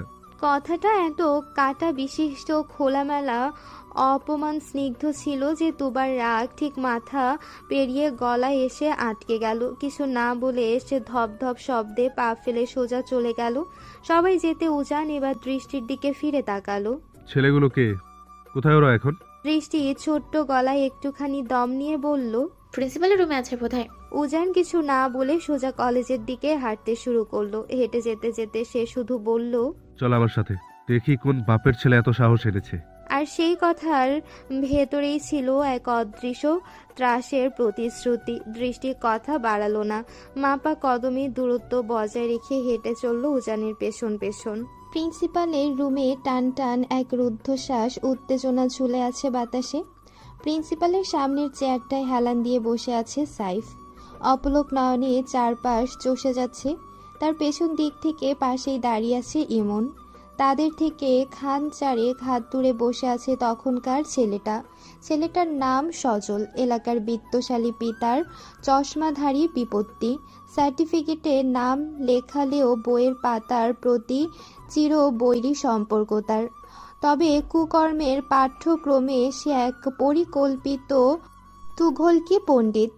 ক্লাসরুমে হোক কিংবা করিডোর, মেয়েদের দিকে ইঙ্গিত ছুটতে ছুটতে হাঁটাটাই তার প্রাত্যহিক সাধনা। আর তার এই অপকর্মের আড়ালে সুরক্ষা হয়ে দাঁড়িয়ে থাকে তার পিতা, কলেজ কমিটির জঘন্য একজন সদস্য। বাবার পরিচয়টাই সজলের রক্ষা কবচ। একটা অভিযোগ আসে, 2টা তদন্ত হয়, 3টে সাক্ষী পালিয়ে যায়, 4র্থ দিনে দেখা যায় অভিযোগ গায়েব। সবচেয়ে বড় বিদ্রুপ হলো শিক্ষক মহলে কেউ গলা উঁচু করে বলে না সজল দোষী।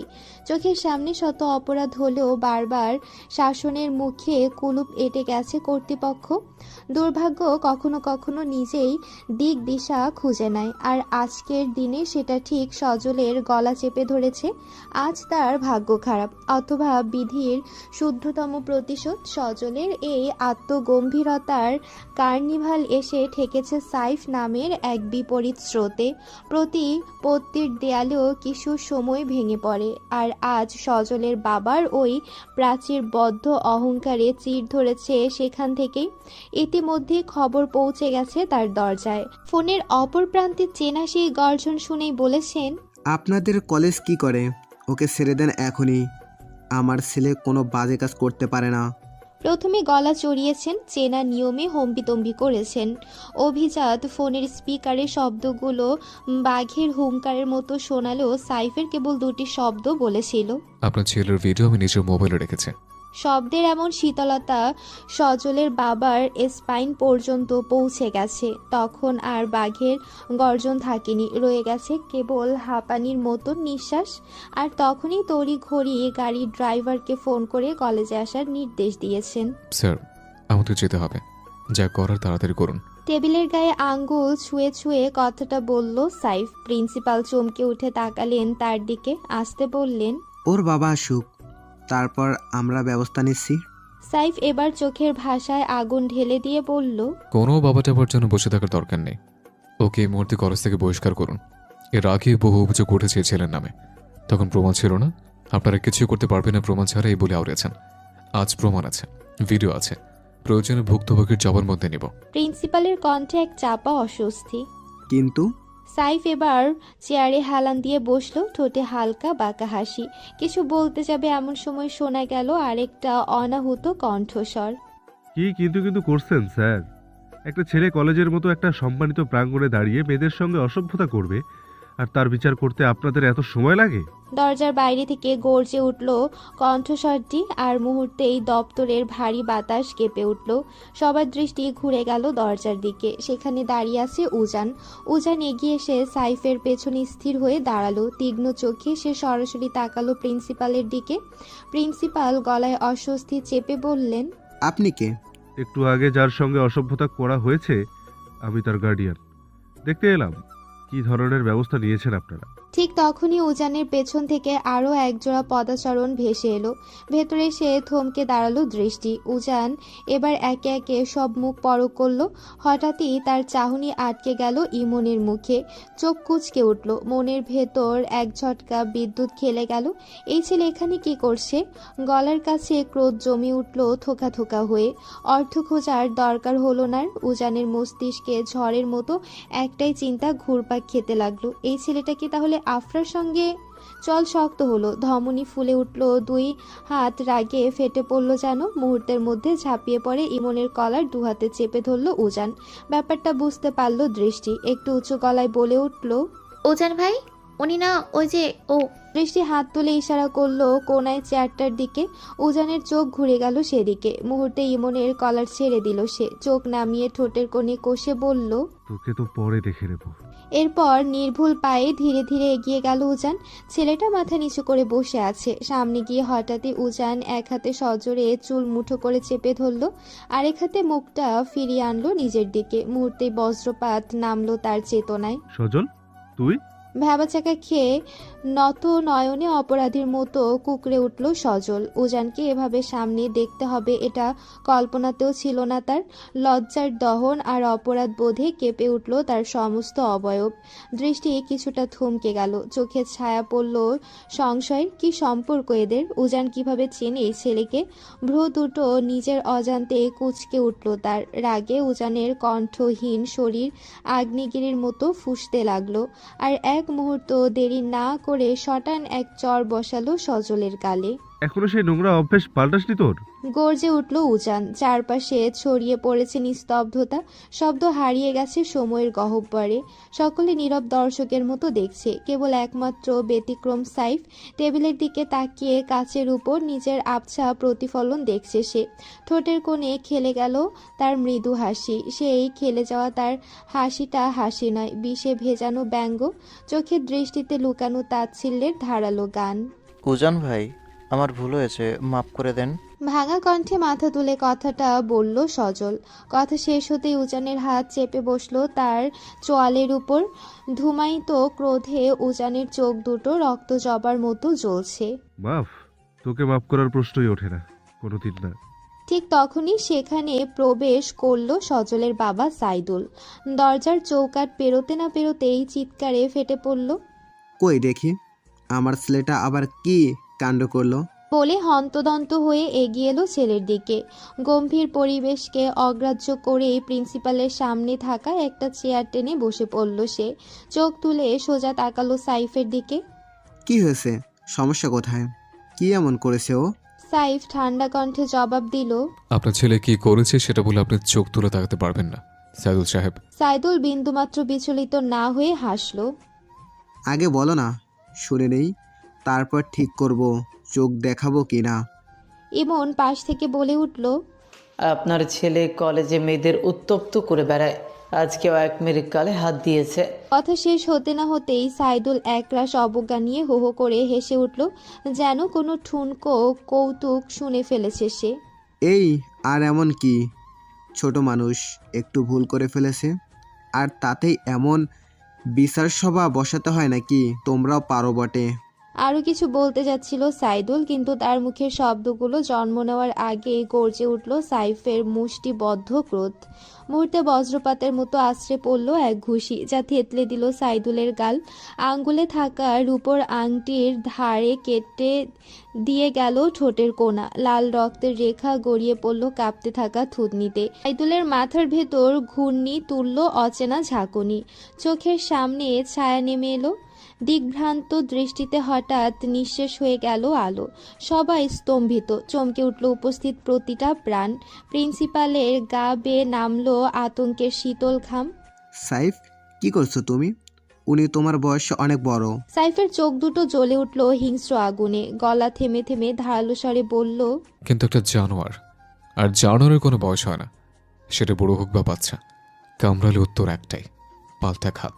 সাইফ, গর্জে উঠল সাইদুল। নাক মুখ চেপে ধরে দাঁতে দাঁত চেপে চিৎকার করল, তুমি জানো আমি কি করতে পারি? আমাকে সম্মান দেওয়া উচিত তোমার, আর তুমি আমার গায়ে হাত তুলেছো। তীব্র রক্তচাপের মধ্যে সাইফের চোখে এক ফোঁটা কাপড় নেই।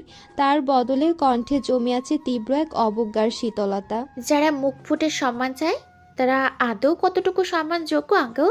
সাইফকে বলতে না দিয়ে মুহূর্তেই বাতাসে জমে থাকা উত্তপ্ত ভার ছিন্ন করে নীরবতার মাঝখানে কাঁপা কাঁপা দৃঢ় কণ্ঠে কথাটা বলে উঠল দৃষ্টি। প্রতিটি শব্দ কাঠখড় পুড়িয়ে বের হয়ে এলো তার ভেতর থেকে।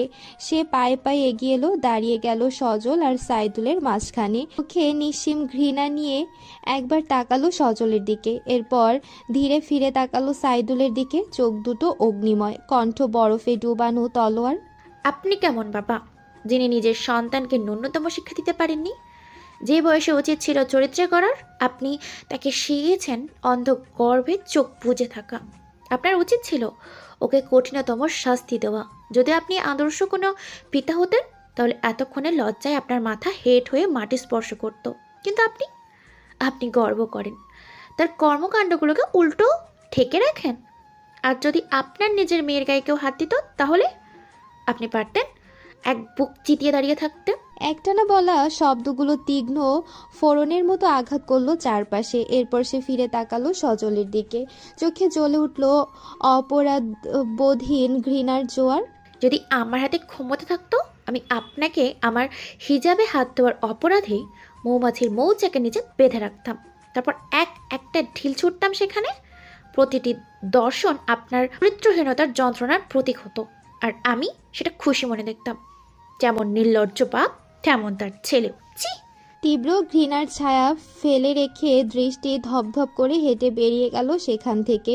উজান একবার ধীরে চোখ বোলালো চারপাশে, প্রতিটি মুখে জমাট বাঁধা নীরবতা। কেবল চেয়ারে বসে থাকা সাইফের চেহারা দেখতে পেল না সে। মাথা ঘুরিয়ে একবার দেখার চেষ্টা করলো, কিন্তু সাইফ উল্টো দিকে তাকায় তার হলো না। এবার সাইদুলের দিকে তাকিয়ে উজান বলে উঠল, আপনার ছেলেকে সামলে রাখুন ফুপা, নাহলে পরের বার মার খেয়ে মরে যাবে। কথাগুলো ফেলে রেখে পেছনে না ঘুরে বেরিয়ে গেল সে। সাইদুল হতবিহ্বল হয়ে তাকিয়ে রইল তার চলে যাওয়ার পথের দিকে। এখনো ঠিক করে চিনে উঠতে পারেনি তাকে। চেনা সেই চোখ, সেই কণ্ঠ। উজান দেশে ফিরল কবে? আর এসবে বা কি করছে এখানে? মনের ভেতর হঠাৎ ঝড় তুলে দিয়ে উত্তরহীন প্রশ্নগুলো ফোড়ার মতো বিঁধে রইল সাইদুলের চোখে মুখে। সবকিছুর অবসান টেনে এবার সাইফ অনড় ভঙ্গিতে উঠে দাঁড়ালো, মেরুদণ্ড টান টান করে। ডান হাতে থাকা রূপোর মোটা ব্রেসলেটটা একটুখানি ঠেলে তুললো কনুয়ের কাছে। তারপর সোজা চোখ রেখে তাকালো প্রিন্সিপালের দিকে। রুক্ষ ক্ষুব্ধ গলায় বলে উঠল, আজকের মধ্যে যদি ওকে বহিষ্কার না করেন তাহলে বাকি ব্যবস্থা আমি নিজে নেব স্যার। শব্দগুলো শেষ না হতেই ঠোঁটে একটুখানি টেনে আনলো সৌজন্য সূচক চূড়ান্ত শীতল এক হাসি। তারপর নির্লিপ্ত ভঙ্গিতে পা বাড়ালো দরজার দিকে। যেতে যেতে বাহু থেকে গলায় তুলে নিল গায়ে থাকা কালো চাদরটা। চৌধুরী বাড়ির ছাদ খোলা বারান্দায় দাঁড়িয়ে আছে দৃষ্টি। চোখ তার স্থির আকাশে, অসীম নীলের ভেতরেই খুঁজে ফিরছে নিজের ছেঁড়া খোড়া অস্তিত্ব। সময় কি অদ্ভুত প্রভাব তার! কারো অপেক্ষায় থামে না, কারো আহ্বানের দিক বদলায় না, সে শুধু এগিয়ে চলে নির্মম এক চলাচলের নাম হয়ে। দৃষ্টি গভীর শ্বাস ফেলে তাকিয়ে রইল সেই অনন্ত গতি আকাশের দিকে।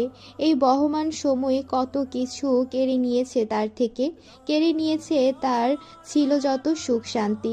এখন তো সে কেবল এক কাচের পুতুল মাত্র। আলোয় ঝিলমিল করে বটে, কিন্তু স্পর্শে ভেঙে যাওয়ার ভয় তাকে প্রতিনিয়ত ছুঁয়ে থাকে। আর ভেতরটা এক বিষাক্ত অতল গহ্বর। বাইরে থেকে যতই শক্ত আবরণে মুড়ে রাখুক নিজেকে, ভেতরে ভেতরে এক অনিশেষ যন্ত্রণা শিকল বেয়ে টেনে নিয়ে যায় তাকে অজানা নরকের দিকে। আচ্ছা, যদি এই সময়ের সঙ্গে সঙ্গে দাগগুলো মুছে যেত, যদি কলঙ্কগুলো ধুয়ে গিয়ে নামহীন অতীতে হারিয়ে যেত, তাহলে কি পৃথিবীর ভার কিছুটা কম হতো তার কাছে? তাহলে কি বুকের ভেতরে জমে থাকা এই অনাহুত ক্লান্তি একদিন ধুয়ে যেত বৃষ্টির মতো? তাহলে কি খুব খারাপ হতো? নিশ্চয়ই খুব খারাপ হতো। না হলে তো আরও আগেই কলঙ্ক ধুয়ে মুছে সাফ হয়ে যেত। দৃষ্টি একের পর এক নিঃশ্বাস ছাড়ছে, প্রতিটা শ্বাস অন্তর্গল অতল ভার নিয়ে আসছে। আজ বুকটা অকারণেই ভারী, একরাশ অস্থিরতা চেপে বসেছে হৃদয়ে। কিছুক্ষণ আগেই গোসল সেরেছে সে, ভেজা চুলগুলো খোলা রেখে ছাদে দাঁড়িয়েছিল, বাতাসে এলোমেলো হয়ে উড়ছে সেগুলো। দৃষ্টি, হঠাৎ পেছন থেকে ভেসে এলো উজানের কণ্ঠ। আটকে উঠল সে, চমকে গিয়ে তাড়াতাড়ি শাড়ির আঁচলটা মাথায় টেনে নিল। শরীরটা খানিক সংকুচিত করে ধীরে ঘুরে তাকালো উজানের দিকে। উজানের চোখ স্থির হলো তার উপর। সময়ের ফ্রেমে আটকে পড়ল উজান। দৃষ্টির মুখের ছায়া, জল ছোঁয়া কপাল, ভেজা চুলে বাতাসে ধরা নীলাভ সুবাস, সব মিলিয়ে এক অনবদ্য শান্তি ছড়িয়েছিল তার চারপাশে। কি স্নিগ্ধ লাগছে তাকে দেখতে। তোর সাথে একটু কথা বলতে চাই প্লিজ। নীরব কিছু মুহূর্ত পেরিয়ে দৃষ্টি সংযত আবছা কাপা স্বরে শুধু বলল, উজান গভীর এক নিঃশ্বাস ছাড়ল। বুকের কোণে জমে থাকা শত প্রশ্ন এক মুহূর্তে বেরিয়ে আসতে চাইল। ধীরে গিয়ে দাঁড়ালো ছাদের রেলিংয়ের পাশে। আকাশে চোখ ফেলল। আধো আলো আধো অন্ধকারের দোলাচলে চাঁদ বিষণ্ণ কোনো স্বপ্নের মতো ঝুলে আসছে। সে চাঁদ দেখলো, আবার দেখলো না। দৃষ্টির ভেতরে গেঁথে থাকা এক অনুভব তাকে অন্য কোথাও টেনে নিচ্ছিল। কিছুটা সময় নির্বাক দাঁড়িয়ে হঠাৎ প্রশ্ন ছুড়ে দিল, তুই আমাকে ভালোবাসিস দৃষ্টি? হেসে উঠল দৃষ্টি। বুক ফাটিয়ে হাসি এলো তার, তবে তা প্রকাশ করলো না। উজানের থেকে দূরত্ব বজায় রেখে সে তাকালো সদূরে। ভালোবেসেছিলাম, এখন বাসি না। উজান স্থির হয়ে গেল। একটা শব্দ তাকে ছিন্ন ভিন্ন করে দিল। ছিল, তাহলে নেই কেন আজ? এই প্রশ্নগুলো ঝড় তুলল উজানের চোখে মুখে। ছিলি মানে এখন বাসিস না? উজানের কণ্ঠে বিস্ময়ের রুদ্ধস্বর, ভেতরে কোথাও তীব্র কোনো ছুরির আঁচড়। না। শব্দটা আসলো দৃষ্টির ঠোঁট থেকে নিঃসংকোচে। নির্লিপ্তভাবে জবাব দিল সে। এখন বাসিস না কেন? উজানের প্রশ্নটা এবার একটু কাঁপলো। দৃষ্টি এবার একটু হাসলো, কিন্তু সে হাসির কোনো রং নেই। কেবল কণ্ঠে ঝরে পড়ল শুষ্ক এক স্বীকারোক্তি। আমি হানেও আপনাকে কখনো ভালোবেসেছে কিনা আমার জানা নেই। হয়তো ক্ষণিকের মোহকে আমি ভালোবাসা বলে ভুল ভেবেছিলাম। না হলে বলুন তো উজান ভাই, এত সহজে আমি কিভাবে আপনাকে ঘৃণা করতে পারি? এই শেষ কথাগুলোতে শীতল শ্বাস বয়ে গেল চারপাশে। বলেই দৃষ্টি মাথা ঘুরিয়ে স্থির চোখে তাকালো উজানের দিকে। সে চাহনিতে কোনো নরমপনা নেই, নেই চেনা কোনো কোমলতা। চোখ জোড়া উপপতিত ভালোবাসার উপহাস বয়ে আনছে। উজান গিলে ফেলতে চাইলো একটা ভারী ক্লান্তি, কিন্তু গলায় কিছু একটা আটকে রইল। বুকের মাঝখানে জমে থাকা শোকের ভারটা ধীরে ধীরে চাপা দিতে থাকলো তাকে। শ্বাসটা হঠাৎ করেই ভারী হয়ে উঠল। আমার উপর অভিমান জমেছে তোর, তাই না? যাদের গায়ে কলঙ্ক থাকে অভিমান তাদের স্বভাব পায় না উজান ভাই। দৃষ্টির কণ্ঠে বিষ। সেই বিষ উজানের শ্রবণ ইন্দ্রিয় ভেদ করে ঢুকে গেল মগজ পর্যন্ত। দৃষ্টি। হ্যাঁ উজান ভাই, আমি একদম ঠিকই বলছি। যদি না হয় তাহলে বলুন তো, সেদিন কেন আপনি আমাকে বিয়ের আসরে রেখে চলে গেলেন? আমি তো ততদিনে আপনাকে নিজের ভেতরে আঁকিয়ে ফেলেছি। মনে মনে জেনে নিয়েছি আপনিই হবেন আমার প্রিয়তম, আমার অর্ধাঙ্গ। জীবন আরও একবার সুযোগ দিয়েছিল আমায়। ভাবলাম এই বুঝি একটুখানি সুখ আমার হাতের মুঠোয় ধরা দেবে। কিন্তু দেখুন তো সেই সুখ আমার ছুঁয়ে দেখা তো দূরে থাক, আমার চোখের দৃষ্টির মাঝেই আসেনি। এই বলে এক তাচ্ছিল্য মাখানো হাসি ছুড়ে দিল দৃষ্টি। ভাঙা মন নিয়ে এক ব্যর্থ প্রেমিকাকে ঠিক যেমন হাসি মানায়। উজান স্থবির দাঁড়িয়ে রইল। দৃষ্টির প্রতিটা শব্দ আগুনে ভেজা গাছের মতো ছিন্ন করছে তাকে। অনন্ত এক অপরাধ বোধে, এক অনন্ত জ্বালায় সে পুড়তে লাগলো নীরবে। আমি তখন অনেক কিছুই মেনে নিতে পারিনি দৃষ্টি, কিন্তু এই 5 বছর আমাকে শিখিয়ে দিয়েছে আমি বোধহয় তোকে ভালোবেসে ফেলেছি। সেদিন তোর হাত ছেড়ে দেওয়াটাই আমার জীবনের সবচেয়ে বড় ভুল ছিল। বোধহয়? দৃষ্টি ঠোঁট বাঁকালো এক অদ্ভুত শীতল নির্লিপ্ততায়। আবারও বলে উঠল, না উজান ভাই, আপনি কোনো ভুল করেননি। আপনি নিজের জন্য সিদ্ধান্ত নিয়েছিলেন, আর সঠিক সিদ্ধান্তই নিয়েছেন। আপনার মতো নিখুঁত পুরুষের আমার মতো একটা মেয়েকে গ্রহণ করার কোনো কারণই ছিল না। তবুও আমাকে কি ক্ষমা করা যায় না? উজানের কণ্ঠ ডুবে গেল একরাশ অনুশোচনায়। দৃষ্টি এবার চোখ তুলে স্থির দৃষ্টিতে তাকালো তার চোখে। তারপর এক দীর্ঘশ্বাস ফেলে বলল, জানেন উজান ভাই, জীবনে আমার থেকে একে একে সব কিছু ছিনিয়ে নিয়েছে। দিনের পর দিন, রাতের পর রাত আমি নিজেকে জ্বালিয়ে পুড়ে নিঃশেষ করেছি। অসহ্য যন্ত্রণায় মনের মাঝে হাঁপিয়ে উঠেছিলাম আমি। তারপর এলেন আপনি। ভেবেছিলাম এই বুঝি মুক্তি, এই বুঝি যন্ত্রণার শেষে একটু শান্তি। কিন্তু না, ভাগ্য সেইটুকু পরিণত আমার কপালে লেখিনি। প্রতিদিন আমি একটু একটু করে নিজেকে মেরে ফেলেছি ভেতর থেকে। ভীষণ ইচ্ছে হয়েছিল নিজেকে উৎসর্গ করে দিই, কিন্তু পারিনি। কারণ একটা পাথর আমার হৃদয় নয়। আমি রক্ত মাংসের মানুষ, অল্পে জ্বলি, তীব্রে পুড়ি, আর থেকে থেকে নিঃশেষ হয়ে যাই। বলুন তো, এমন জ্বলা পোড়া খাখা অন্তর নিয়ে কিভাবে আপনাকে ক্ষমা করি আমি? বলুন উজান ভাই, কি দিয়ে ক্ষমা করব, যেখানে ভেতরে আর কিছু অবশিষ্টই নেই আমার? উজান এবার ধীরে এক পা বাড়িয়ে এলো সামনে। এগিয়ে এসে খুব সন্তর্পণে ধরে ফেললো দৃষ্টির দুটো হাত। আলতো স্পর্শে হাত জোড়া টেনে নিল নিজের দিকে। চোখে চোখ রেখে ফিসফিস করে বলল, দৃষ্টি প্লিজ, শুধু একবার ক্ষমা করে দেখ। আমি প্রতিশ্রুতি দিচ্ছি এমন ভুল আর কোনোদিন করব না।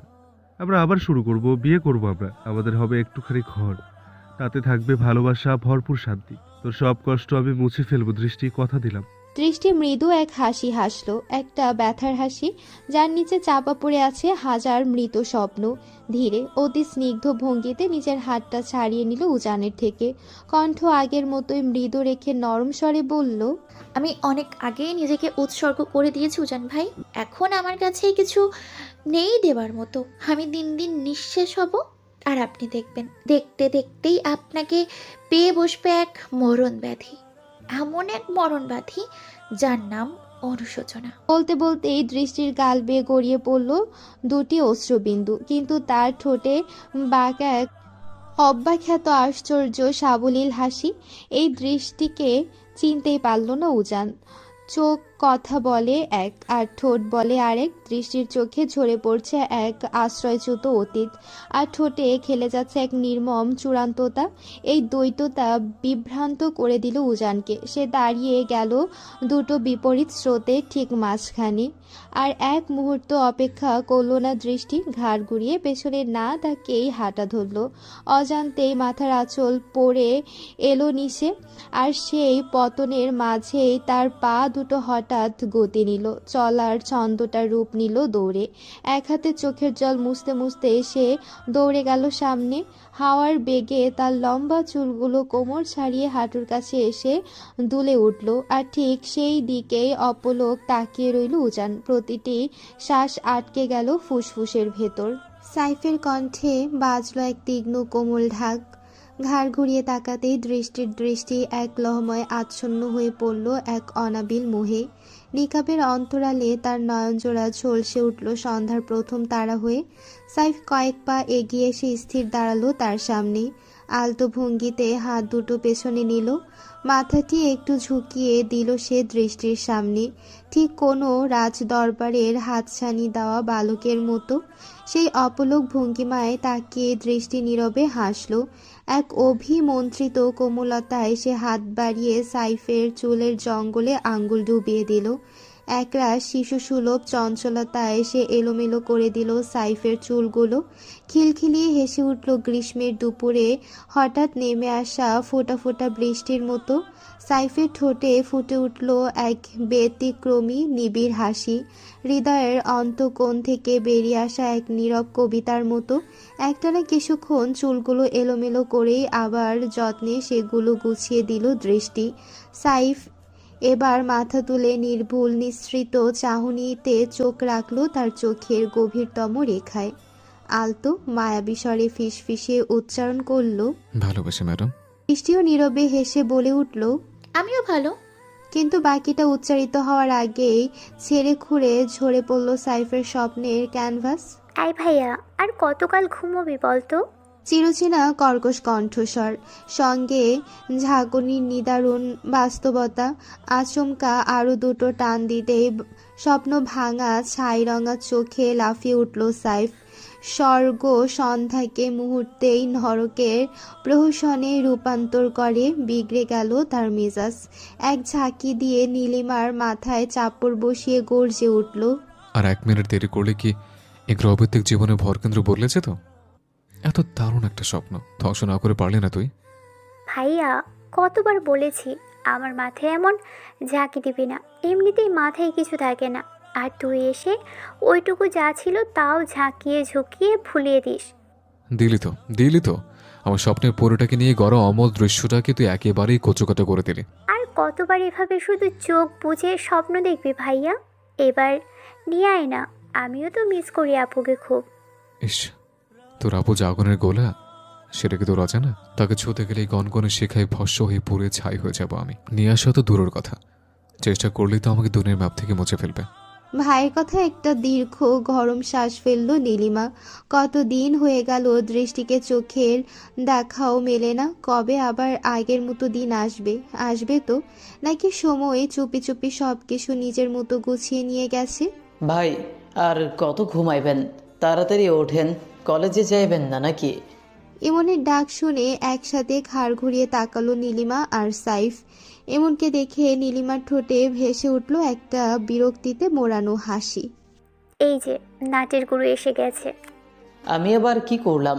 নীলিমার কথায় হাঁসফাঁস করতে করতে কথাটা বলে উঠল ইমন। মনে হচ্ছে সে সদ্য ভূমিষ্ঠ শিশু যাকে কেউ অন্যায়ভাবে অপবাদ দিচ্ছে। আপনাকে তো কতবার বলেছি ভাইয়াকে কোনো আকাম কোকামে উৎসাহ দিবেন না, তবুও কানে ঢোকে না আপনার। ইস, আপনার ভাইয়া একদম ধোয়া তুলসী পাতা, দুধ ভাত খাওয়া নিষ্পাপ শিশু। আমি আপনার ভাইয়াকে নষ্ট করে ফেলেছি। হ্যাঁ, ঠিকই বলেছেন। আপনার সঙ্গে থেকে থেকে আপনার আজাইরা প্যাচাল পাড়া শুনে আমার ভাইয়া এখন ফুল টাইম পাগল। সারাদিন কানের পাশে আপনার এমন গীত শুনে শুনে আমারও বধির হওয়ার জোগাড়। কি বললেন? আমি প্যাচাল পারি? এমন কাজ কখনোই করতে পারে না ইমন, বুঝলেন? উল্টো আপনার ভাই আমাকে শেষ করে দিচ্ছে। আমি ছিলাম ভালো ঘরের লক্ষ্মী ছেলে, এখন দিনে 3 বার আয়নায় নিজের চরিত্র শনাক্ত করতে হয় আমার। খবরদার, আমার ভাইয়াকে নিয়ে একটাও কথা বললে আপনার জিহ্বা টেনে ছিঁড়ে ফেলবো, বুঝেছেন? নীলিমার চোখে রীতিমতো আগুন, মুখে ঘোর লাগা হুমকি, গলায় রাজকুমারীর মতো তেজ। ও, দেখি ছিঁড়ে দেখান। আপনার হাতে কতটুকু চোর আমিও দেখি একবার। এমন খিলখিল হেসে কথাটা বললেও ভেতরে চাপা একটা ভীতি। এক ধাপে এগিয়ে এলো, একটুখানি খেলাও হয়ে যাবে সাথে, কিন্তু তার আগেই সাইফ আচমকা তার কান চেপে ধরল। একটানে তাকে নীলিমার থেকে আলাদা করে এনে হুঙ্কার ছাড়ল। আমি থাকতে আমার বোনের এত কষ্ট করতে হবে কেন? আমি ছেড়ে দিচ্ছি, আয় এক্ষুনি। ভাই ছাড়েন, আপনি সব সময় এমন করেন। কোনো একদিকে লাগলে চলো ছিঁড়েন, কানও মুচড়ান। এনে ছিঁড়ে দে একেবারে ভাইয়া, ওনার জিহ্বা একটু বেশি বড় হয়ে গেছে, যত সব। এমন হাত জোর করে বলে উঠল, আমি নিরপরাধ, আমার জিহ্বা শুধু আবেগে দীর্ঘ হয় ভাই। এটা হৃদয়জাত সমস্যা, চিকিৎসার দায় আপনাদের না, ছাইরা দেন। নীলিমা আড়ালে ঠোঁট টিপে হেসে উঠল। পরক্ষণেই ঠোঁট বাঁকিয়ে মুখ ফিরিয়ে ঘূর্ণায়মান পায়ে বেরিয়ে গেল। নীলিমা সরে যেতেই সাইফ ধীরে ধীরে ইমনের কান ছেড়ে দিল। পাঞ্জাবির হাতা গুটাতে গুটাতে গম্ভীর গলায় বলে উঠল, কাজ কত দূর? কান এখনো রণভাগা সেনার মতো ঝুলছে ইমনের। তার মাঝে ইমন কাপা গলায় বলল, সব রেডি ভাই, চলেন। কেবল যুদ্ধ ঘন্টা বাজানো বাকি। বাইক বের কর, আমি আসতেছি। সাইফের নির্দেশ মতো বাইক আনতে বাইরে বেরিয়ে গেল ইমন। আর ঠিক তখনই ধীরে ধীরে আয়নার সামনে গিয়ে দাঁড়ালো সাইফ। এক অদ্ভুত স্থিরতা তার চোখে। আলো ছায়ার ছায়াপথে দাঁড়িয়ে থাকা এক অন্তর্মুখী সৈনিক যেন চিরুনি তুলে আঙ্গুলে জড়ালো, তারপর নিখুঁত অভিময়ে আর চোখে লাগলো ঘাড় ছুঁই ছুঁই চুলগুলো। কিন্তু আচমকাই থেমে গেল সেই নৈপুণ্যের ছন্দ। স্বপ্নে সেই দৃশ্য হঠাৎ করেই মাথার ভেতর আলোর বিস্ফোরণ ঘটিয়ে জ্বলে উঠল। সেই আধো আলো আধো ছায়ার দৃশ্যপট, নিকাবের আড়াল থেকে ঝলসে ওঠা চোখ জোড়া, সেই খিলখিলিয়ে হাসির ধ্বনি, তার মাথায় আঙ্গুল ডুবিয়ে চুল এলোমেলো করে দেওয়া ছায়া স্পর্শ। তার বুক ধকধক করলো প্রবল যন্ত্রণায়, চোখে ধোয়া ধোয়া এক স্নিগ্ধতা আর আঙ্গুলে এলোমেলো ঘূর্ণয়ন। এক হাতে নিজের চুলগুলো এলোমেলো করে দিল সে, অন্য হাতে চিরুনিটা ছুঁড়ে দিল ড্রেসিং টেবিলের উপর। ঘরে নিস্তব্ধতায় সেই ধাতব শব্দটা অস্থির আত্মার আহাজারির মতো শোনা গেল। নিজের প্রতিচ্ছবির দিকে তাকিয়ে হঠাৎ এক প্রকাশ্য হাসি ফেটে উঠল তার ঠোঁটে। তুই সত্যিই পাগল হয়ে গেছিস সাইফ। ভেতরের কণ্ঠস্বর মস্তিষ্কে বিদ্ধ করলো কটাস করে। দুহাত দিয়ে চুলগুলো পেছনে ঠেলে ব্যাক ব্রাশ করলো নিপুণ দক্ষতায়। কোনার স্ট্যান্ড থেকে অফ হোয়াইট চাদরটা টেনে নিয়ে একবারে গলায় পেঁচিয়ে নিল। পরনে আজ নির্লিপ্ত রঙের কালো একটা কুর্তি। আয়নার সামনে নিজেকে শেষবারের মতো পরখ করলো সাইফ। এরপর বেরিয়ে গেল ঘর থেকে। পেছনে ফেলে গেল আয়নার সামনে দাঁড়িয়ে থাকা এক অবিচারিত প্রেমিকের প্রতিবিম্ব। কাঁধে ঝুলে থাকা ব্যাগের ফিতেটা আঙ্গুলে জড়িয়ে মেন ফটক পার হয়ে কলেজের আঙিনায় পা রাখলো। ঠিক সেই মুহূর্তে হঠাৎই এক অদৃশ্য টান খপ করে থামিয়ে দিল দৃষ্টিকে। কেউ একজন তার কবজি আঁকড়ে ধরেছে দৃঢ়ভাবে। চমকে উঠে দৃষ্টি তাকালো সামনের দিকে। দৃষ্টি আপু, একটু সাহায্য করবেন প্লিজ? স্বরে শীতল গুমট, কণ্ঠটা একটা চাপা আতঙ্কের অন্তঃস্বর। দৃষ্টি তড়াক করে প্রশ্ন ছুড়ল, কি হয়েছে তোমার? আপু, আমার ফ্রেন্ড খুব ব্যথা পেয়েছে, একটু সাথে আসবেন?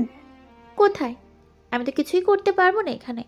কাউকে বলো হাসপাতালে নিয়ে যাও। মেয়েটির চোখ দুটো অস্থির। সে গলাটা আরও নিচু করে বলল, আপু, কেউ নেই আশেপাশে, কাউকে তো দেখতেও পাচ্ছি না যে সাহায্য করতে পারি। প্লিজ আপু। আরও কিছু বলার অবকাশ রইল না। মেয়েটির চোখের জল নীরব আশঙ্কার সংবাদ হয়ে দৃষ্টির সামনে গড়িয়ে পড়ল। আচ্ছা চলো দেখি কি হচ্ছে। কণ্ঠে অনিচ্ছুক জিজ্ঞাসা, তবুও পায়ে সাড়া দিয়েই এগিয়ে গেল সে অজানা গন্তব্যের দিকে। মেয়েটার পেছন পেছন পা বাড়ালো দৃষ্টি। হাঁটতে হাঁটতে মেয়েটা তাকে টেনে নিয়ে এলো কলেজের পেছন দিকে, একদম জনশূন্যতার কিনারায়। উত্তেজনার ঘূর্ণিতে প্রথমে তেমন কিছু বুঝে উঠতে পারেনি দৃষ্টি। চোখের অগোচরে তারা পৌঁছে গেল এক জরাজীর্ণ পরিত্যক্ত ভবনের সামনে। এখানে দিনের আলো ঢোকে দ্বিধায়। পাশে ঘন বাঁশবনের জটলা, প্রকৃতির ঘোমটা টেনে রাখা হয়েছে সেই নিঃসঙ্গ ভবনের চারপাশে। অন্যদিকে ধান ক্ষেতের সবুজ সমুদ্র, যার মাথায় মাথায় নীরবতার ঢেউ খেলে যায়। এ পথে মানুষের চলাচল তো দূর, কথার শ্রোতা পর্যন্ত পৌঁছে না। এই নির্জন প্রান্তে এসে হঠাৎ করে দৃষ্টির পা জমে গেল মাটিতে। মুহূর্তে স্তব্ধতা নেমে এলো। মেয়েটা ঘুরে তাকিয়ে চমকে, আপু, থেমে গেলে কেন?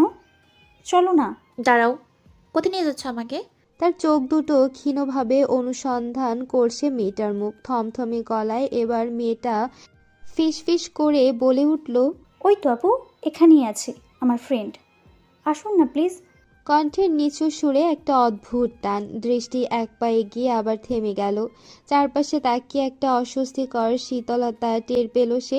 বাতাসেরও ভিন্ন ঘ্রাণ। এক মুহূর্ত থেমে গলা শক্ত করে বলল দৃষ্টি, না, চলো বড় কলেজে ফিরে যাই। কোনো স্যারকে বলি, ওরা ঠিক ব্যবস্থা করে নিতে পারবেন। মেয়েটার দিক থেকে চোখ সরিয়ে সোজা পিছু হাঁটা ধরতেই আচমকায় সামনে এসে পড়ল ইমন। ভাবি শোনেন, কোথায় যাচ্ছেন? ইমনের কথায় থমকে দাঁড়ালো দৃষ্টি। ঘাড় ঘুরিয়ে তার দিকে তাকালো। আপনি এখানে কি করছেন?